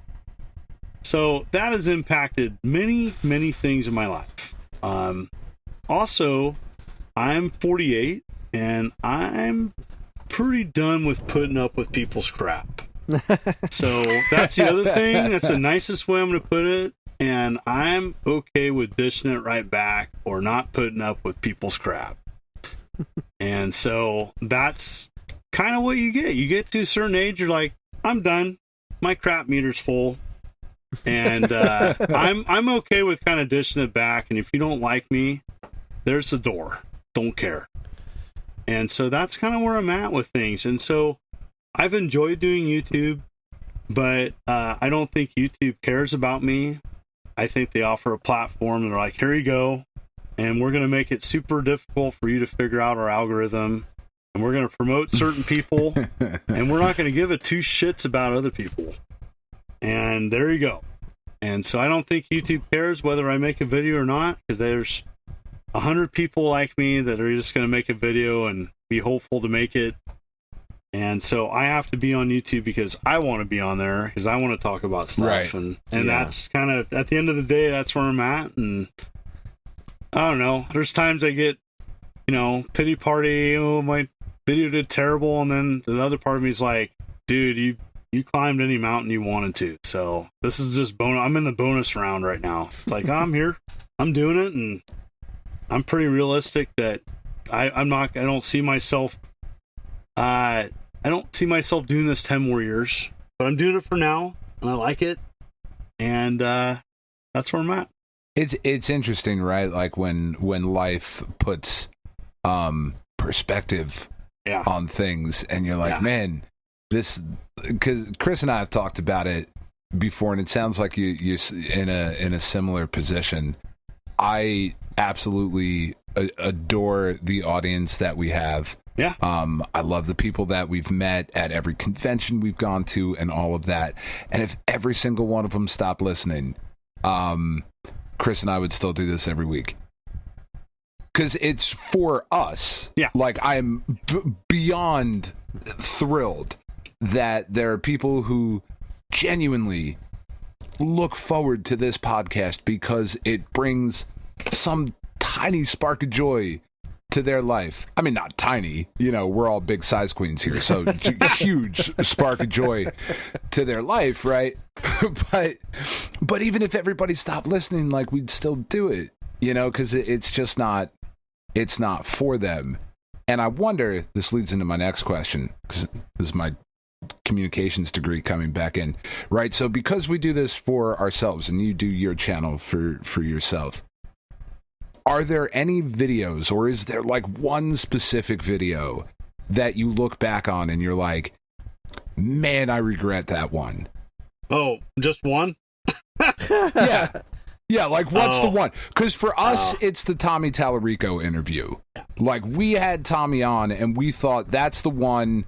There it is. We got, a C-list celebrity that's going to come in here, and we're going to interview him, and lots of people are going to hear it, and they're going to discover how wonderful Kris and I are, and how good the show is, and that's going to be it. And we allowed him to spew his nonsense without pushing back to the level that we should have. And I am and we've had some bad takes on this show. We've had, go back and listen to our Nintendo Switch episode when that was first coming out. It's full of just, it couldn't be more wrong. Yeah, I was wrong about the Switch. There's only one that I wish I could erase, and it's that one. So is there one for you that you look back and like, man, that, if I could get rid of that one, that's the one? Oh, I have several. I made several mistakes along my way, and part of it is because I was so naive to the public. Like, I don't have any formal training editing, doing videos. Yeah. It's all just I learned as I went. Kind of like we were talking about, like, fixing your car earlier. That's kind of how I looked at YouTube. I'm not the most technical person. Too Many YouTubers video comes to mind. So I did a video about Too Many YouTubers with the angle and purpose and focus that I was trying to help younger YouTubers.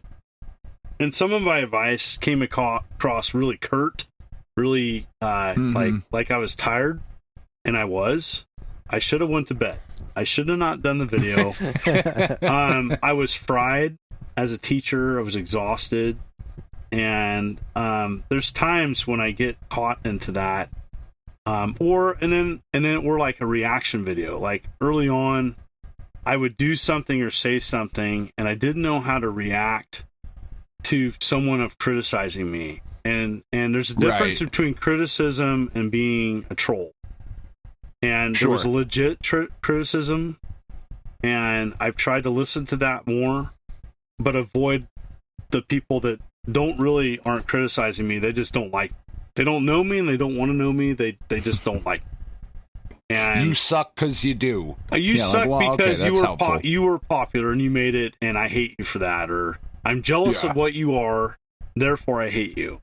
Or I'm gonna try I'm gonna try to bait you into doing a video with me, which I've caved into that. I hate that. All the things of naive Immortal John Hancock, I've tried to learn from. At the end of the day, I stand behind my character and say, hey, I haven't done everything right. But moving forward, I think my character stands. I'm known in several places. I've been invited to several conventions around the world. People who know me offline will say I'm a genuine person. I'm not as jovial as I am on the channel. That's just being real. But that's just being real. I was a social worker for 10 years, and I'm a public teacher. I deal with a lot of crap. And I'm okay with dishing it back and just being direct. And I'm known as a very direct communicator. And but I try to uplift people's spirits and enjoy the content that I make and stand behind most of my decisions. Most. It is somewhat heartwarming to hear you say about just talking about standing behind the content that you make, because that's something that I've been struggling with in the last year or so. With Stone Age Gamer put me in charge of their YouTube channel, and I've been putting a lot of effort into trying to make the kind of content that I would want to watch, because that's what I find most fulfilling. And I've been putting an obscene amount of work into these history videos. Like when I think back to the old YouTube days, one of my favorite things to watch were the GameTrailers.com GT retrospectives. I freaking love those things. So I've been trying to make my own versions of those. And last year I did a full series retrospective on The Legend of Zelda, and this year I'm foolishly working on Mario Brothers, which is so much more complicated. I don't know what is wrong with me, why I decided to do Mario Brothers next. But those videos, I get these comments on them that are like, why isn't your channel bigger? Why don't more people see this? And like, that warms my heart, but it's also breaks my heart, because like, I did put a ton of effort into this, and like, my new one that just came out this week is like sitting at 305 views, which is like, I know for a lot of people that's a pretty decent amount of views, but even for our channel, it's relatively low. And considering the amount of effort I put into it, it's sometimes disheartening to be like, damn, I spent a lot of time scripting this and working on this and researching it, and it's reaching just such a small audience, as opposed to lots of disingenuous garbage that like my son will come at me with like, I was watching this video where this guy did this thing, and I'm like, yeah, that's fake. I could see it right there. That's not real. It's just it's actual nonsense. And it's like 8.7 billion views or something like that. I'm like, I got my 305. I did it. Go team. But then I also get confused because like I did I started this little 16-bit brawl thing where I compared Nintendo and Super Nintendo and Genesis games, because I've always loved the 16-bit console war. I've always found that to be utterly fascinating. And this one I did about the X-Men games got 800 views. It's like, so this one that I spent, it's trending. Yeah, I spent like X-Men's trending. That's why you got more views. That's got to be it.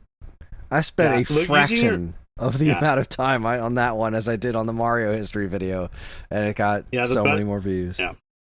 So the best thing, the balance I can recommend, and again, I haven't done everything right, is finding the happy medium of being genuine to yourself, but also what are people wanting.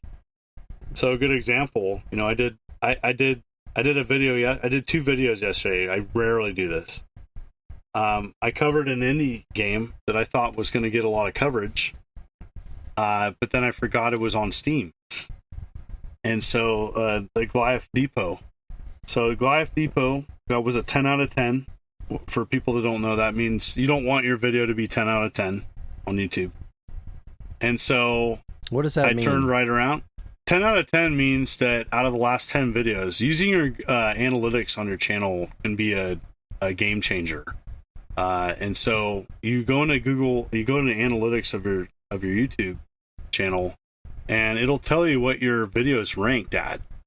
And so my video of the last 10 videos I did was ranked 10 out of 10, which means of the last 10 videos you did, this got the least amount of views and is not doing well. And it talks about duration of how long people watched and all that.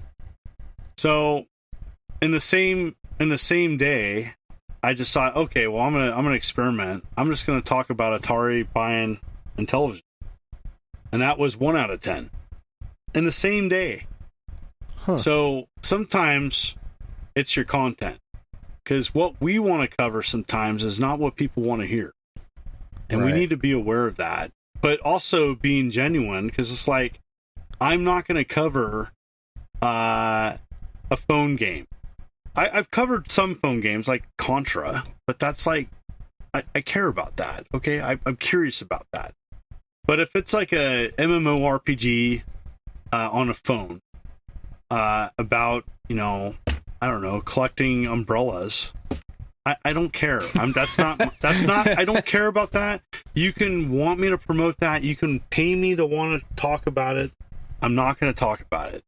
I'm sorry. It's just not, it's too just disingenuous. And so, that's the challenge of covering things is, what do you want to cover, but is it what people want to hear? And then how much time are you going to sink in this? And are you gonna feel good about the outcome, or are you gonna feel burned out? And so that's things I constantly struggle with all the time, where the balance of like, I want to do something, do I have the time for it? Are people gonna care? Looking at your own channel and your analytics of like, what are people searching for, and what is something that hasn't been covered 100 times that you want to talk about? And it's tough because it's a crowded market. Retro gaming is covered quite a bit. And I think it's going to be a shrinking market on YouTube. Not to be a Debbie Downer, but YouTube in general. Like, what is YouTube going to look like in 10 years for retro gaming? I'll tell you right now, if it's anywhere, YouTube starting shorts and going down that direction with TikTok, it's going to continue to circle the drain. Yeah, have you had any success with shorts? Because no. I tell you, what I'll do is I'll make a video and then I'll make a short out of it, and it'll get so many more views, but I don't know what it's actually leading to. Yeah, it's not leading to you making any revenue, I tell that. Yeah, well, I don't make any revenue anyway. I think YouTube was disingenuous with telling content creators they're going to share revenue with shorts. They're not really. It's a direct competition to Instagram and TikTok. And I think it's the content that younger generations are consuming. They're consuming these bite-sized snippets, doom scrolling, and I don't know if it's better. You know, it's kind of like what you were saying earlier. You know, I watch my kid watch garbage, and a lot of it is, to us, to them, it's entertainment. And it's tough because, like, I don't want to make a ton of that content. Like, I'll do it every now and then if it makes sense. Like, I did a super successful short, how to install a hard drive, an SSD hard drive on a PlayStation 5. I did it in a minute. And it was a good video. And it got, like, you know, 400,000 views, or 300, almost 400,000 views. And I think I got like $10, you know? And that's like, that's just kind of where we're at. And it's like, I don't know.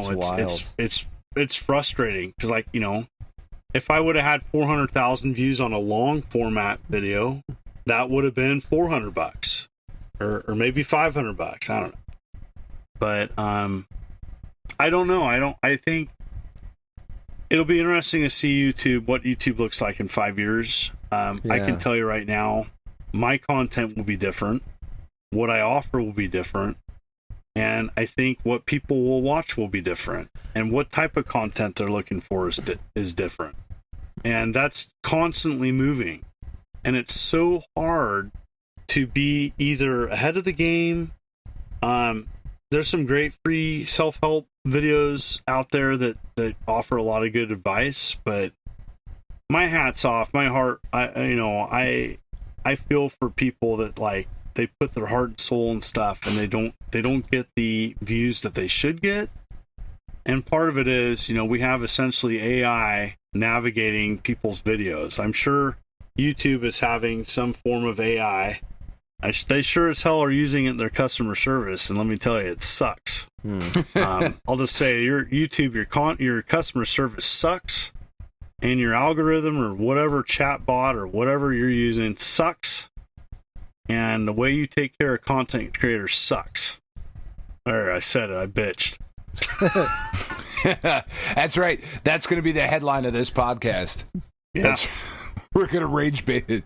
It's going to be awesome. Hear the Immortal John Hancock bitch about YouTube. Yeah, I mean, it's tough. And and that's coming from someone that, you know, I truly believe. I don't think YouTube cares about me. I don't think they care about my success, because there's 100 other people right behind me that can just make better content.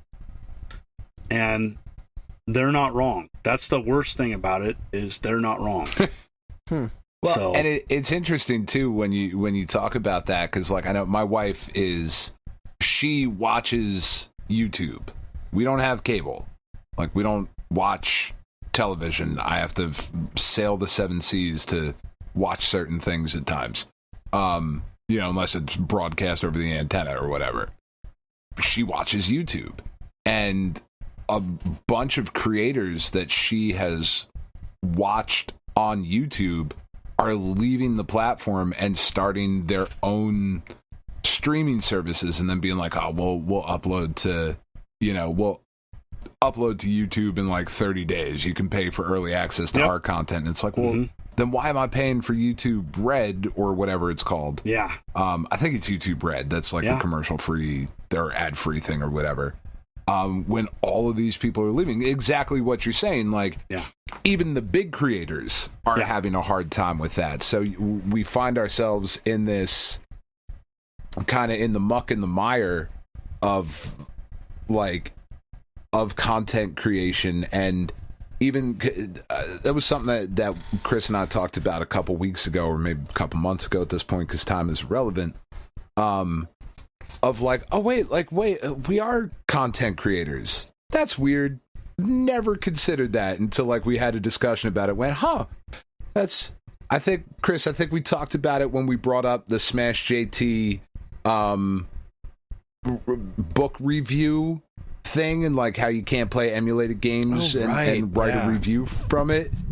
Like, I think that was the first time like we consciously out loud, both of us were like, oh, like we actually do occupy whatever small piece of this space, and people do listen to us. And like, that was a weird kind of revelation. So it's an interesting thing to think about. Like, where does that lead to? Because in 5 years, you may be out, John. Kris and I will still be here. We're doing this until the wheels come off, man. Because what else am I going to do on a Friday night? That's true. Yeah, I'm in my 40s. I got kids. Like, what else am I doing? You know?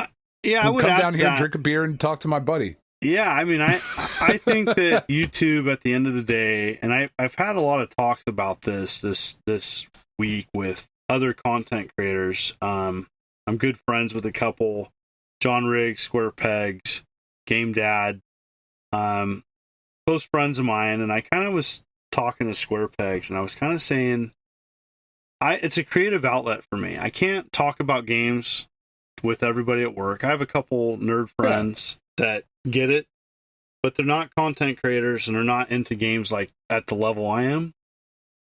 And so I like to continue to do some form of outlet, and I may continue to do that, but I can't keep this outcome, this output, at its current state.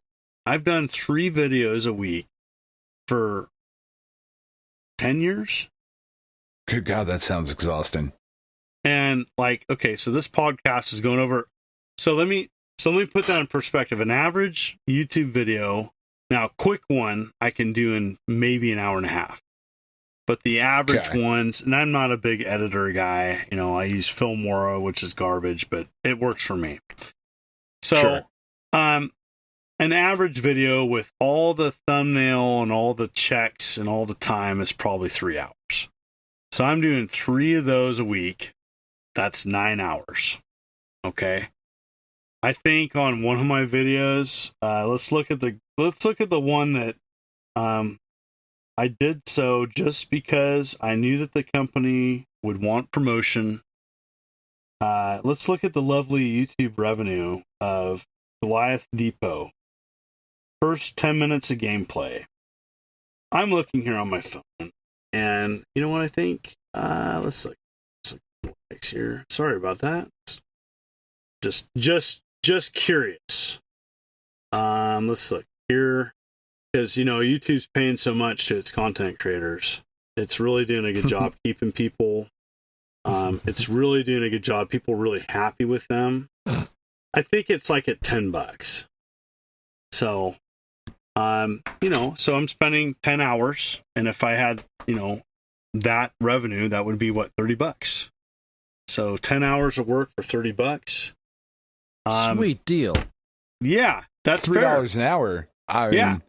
In 1852, you're killing it. Yeah, and so not every video is like that, and don't woes me. I mean, like I get sponsored videos to help with negate some of that. But what's going to happen is that it's only going to change if more people leave than other people try to do it. But what's going to happen, I think, is more people are going to leave, and then more people are going to talk about their experience.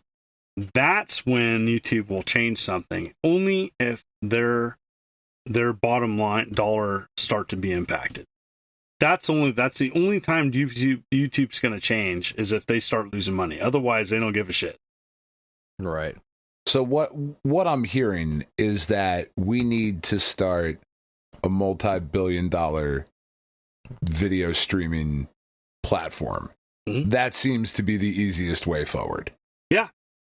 Yeah, I mean, cool. They don't have a direct competitor, and they control the search engine. So it's easy for them to have a monopoly, which they do, in a way. Well, and that ties back like to what we were talking about earlier with like the consolidation of the games media. Like I love Google.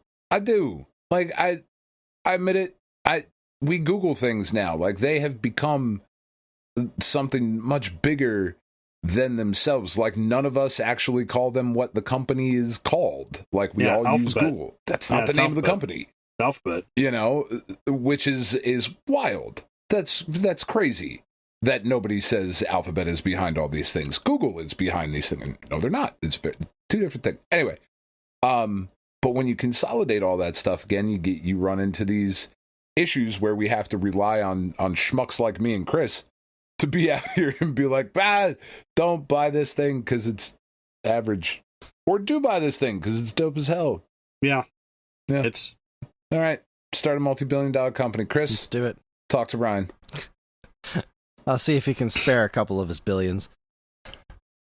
Well, if he gets those Sega, those power-based minis. Oh yeah, if we ever get the power-based minis in stock, we're rolling in dough. I have one of those from you. To go for the billion. I bought one when you guys had them in stock. The story of those things. I can't talk about it. They might actually buy it back from you, John, so they can sell it at a higher price. This is one of these things that's happening. Start flipping our own product, or their own product. That's a whole other podcast of like how hard it is to gauge interest on, because there's like 50 bazillion different consoles and handhelds and parts. The balance of like, we need to stock this to meet the demand of this. Mm-hmm. And it sucks when that doesn't match up. And it's tough to see, like, it's hard to know what's the next thing and what are people going to care about. And, my hat's off to like navigating all that. Cause I had a buddy with comparing apples and oranges again, but like my buddy had a game store. And his biggest challenge was stock. Having that's tough. Having the stock to match the demand. And so he would have like a Sega Genesis, a Super Nintendo, and a PlayStation in stock. But the people coming through the door would want, a different console, a different game. Why don't you have this? And he would hear it just like not one time, not two times, 100 times a day. Why don't you have Super Mario Brothers in stock? I did. I sold out. I'm having a hard time finding more stock. Why can't you just buy it online? I can, but it's going to cost this. Oh, I can't pay that. That's too expensive. So it's that constant thing. And so YouTube's a little different, but it still applies of just, at what point do people justify the time that they spend doing something as a creative outlet if it's not giving any return? Right. It's very very Beauty and the Beast. I need 6 eggs, but it's too expensive. Damn it, Bill. Sorry. Anyway, that was maybe just for me. All right, it's getting crazy late, so I got 2 more questions I want to run past you, and then we're going to call it a night. So, Okay. I want to know a little bit about your Atari games. You mentioned that you've been publishing stuff for a long time. I did not know that. Yeah. But you have been publishing Atari games, physical cartridges, I believe you've got made, and you're on the Atari VCS store, which you talked about a little bit. Talk to me about your Atari games. How did you get involved in that, and how does it work getting a new Atari game made? You said you're not really much of a tech person, so like, you're not programming these, right? You're just I'm the muscle. Yeah, I'm the publishing, I'm the muscle, I'm the marketing muscle. Every game, every video game has 3 parts. Okay, you have the programmer. You need a programmer. Sometimes that programmer can also do music with smaller games, such as Atari. You also need an artist, and you need a marketing muscle person so that people actually know your game exists. Right. And if you don't have that, you need at least 3. And typically the programmer is not the artist. Sometimes very gifted people can be. But you need all 3. So the short answer is in 2014, I'd been doing Couch Gamers for Kids for a couple years. And so I wanted to offer like exclusive stuff for the show. I know I was like crazy. But I was actually making homebrews for charity for 10 years. Raised $100,000 for local charities over 10 years. That concluded in 2019. But one of the early games that I did, not for charity, just to do, was I wanted to make an LCD like Game & Watch style game for Atari. And that turned into Game Panic, and it was a parody of my life. I was avoiding spiders and water in my garage to get through a malfunctioning garage door. Ironically, VCS Atari did not want this game published, but through several years of conventions, I made a 3D version. I didn't make a 3D version. Jason Santucci did of Gemintronic. He was the programmer of all my Atari games, but essentially sold about 200 copies of that over the years on physical. Have a 10th anniversary edition of it now with new artwork by Corey Kramer, who's a cartoonist, pretty funny. And so I started publishing. I've done Nintendo games. I branched out and worked with Adam Welch of Second Dimension to do a Sega Genesis game, which Block'em Sock'em, and that became kind of what I'm kind of known about. It's on the Evercade right now as a free game to download and check out for the month of May. I'm working on different ports of that. Worked with Reboot to do a Jaguar version of that. There's a Super Nintendo one I offer. I also was involved and commissioned. I was a big fan of Turtles, which was a Odyssey 2 game, which was also an original 1982 arcade game. It's an NES game I commissioned to do. I own that. It's on Game Boy Advance. I offer my games on itch.io as well. So people want to just download the ROM and donate a couple bucks to me, they can do that. I offer them on physical too. So typically at game conventions, I put these on physical. I know I'm kind of it's a long-winded answer, but to get back to your question, there's a program called Be Atari Basic. Anybody can download and check it out. It's a program to get to put to make a video game for Atari and to put it in Atari code. You then have to determine the size of your game, and there's people that offer PCBs to put your game on physical boards. And then what I've done for the last 10 years is recycle old Atari carts that don't have labels or damaged and offer those. I get labels printed through a gentleman on Atari Age. I get my boards through Canada.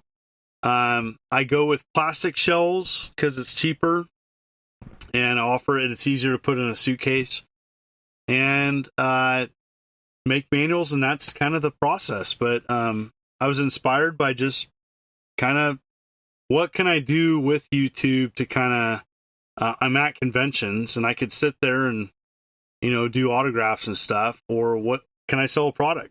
And so I just got kind of motivated with that, and I've done probably about a dozen projects over 10 years, and I currently have like 10 that I offer at shows. When I'm in person, I offer my Atari games on physical. I also offer Sega Genesis, Super Nintendo, Block'em Sock'em, Tortoises, which is a Game Boy Advance game. I'm going to offer it on possibly Kickstarter for NES. And just continue to offer that. So I've really gotten excited about offering my games. I'm working with another company to offer them on modern platforms, so we'll see where that goes. And Atari was one of the first companies to really just like, hey, we'd like to have your games on our platform. And it was easy as that. I sent them the ROM and they did everything else. So it's like... That's pretty nice. Yeah. And so I worked with Daryl Gunther to do Block'em Sock'em for the 7800. And so I split proceeds with him. But it's tough, man, because, you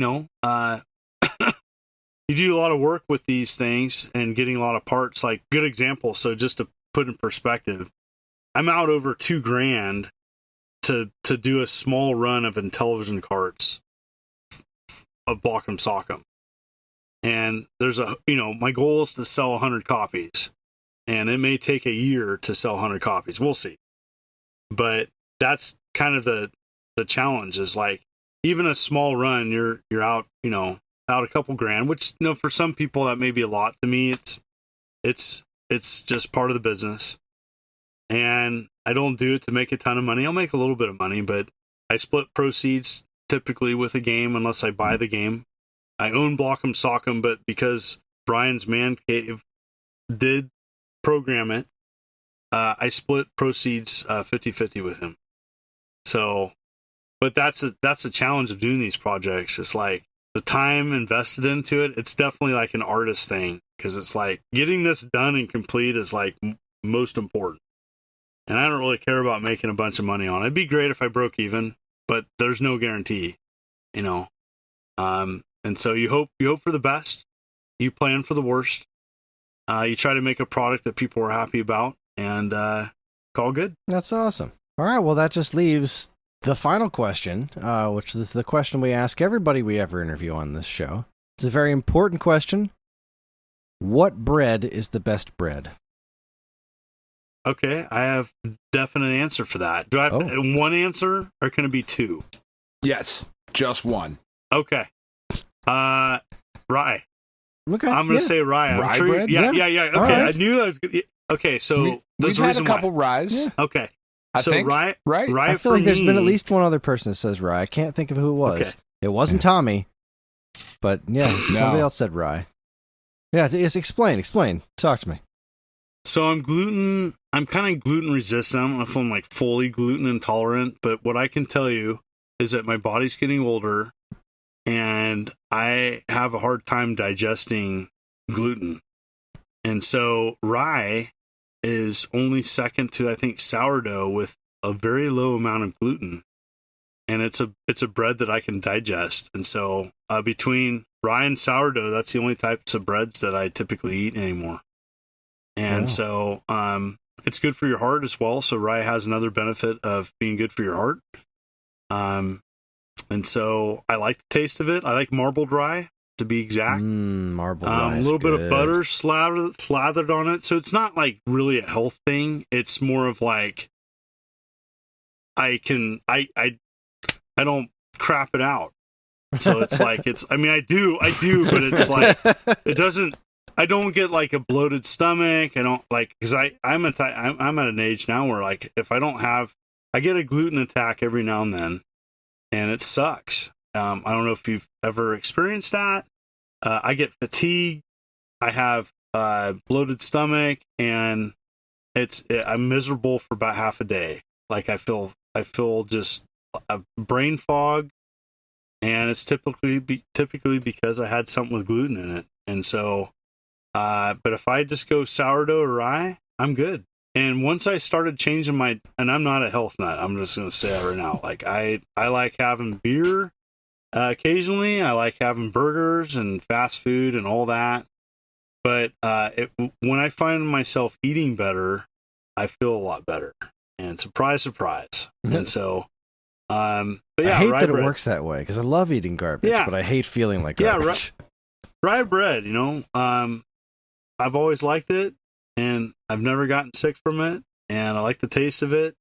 And my local breakfast place, which is awesome, like 80s, it's been around forever. It's just got old school breakfast, chicken fried steak with, a side of all that.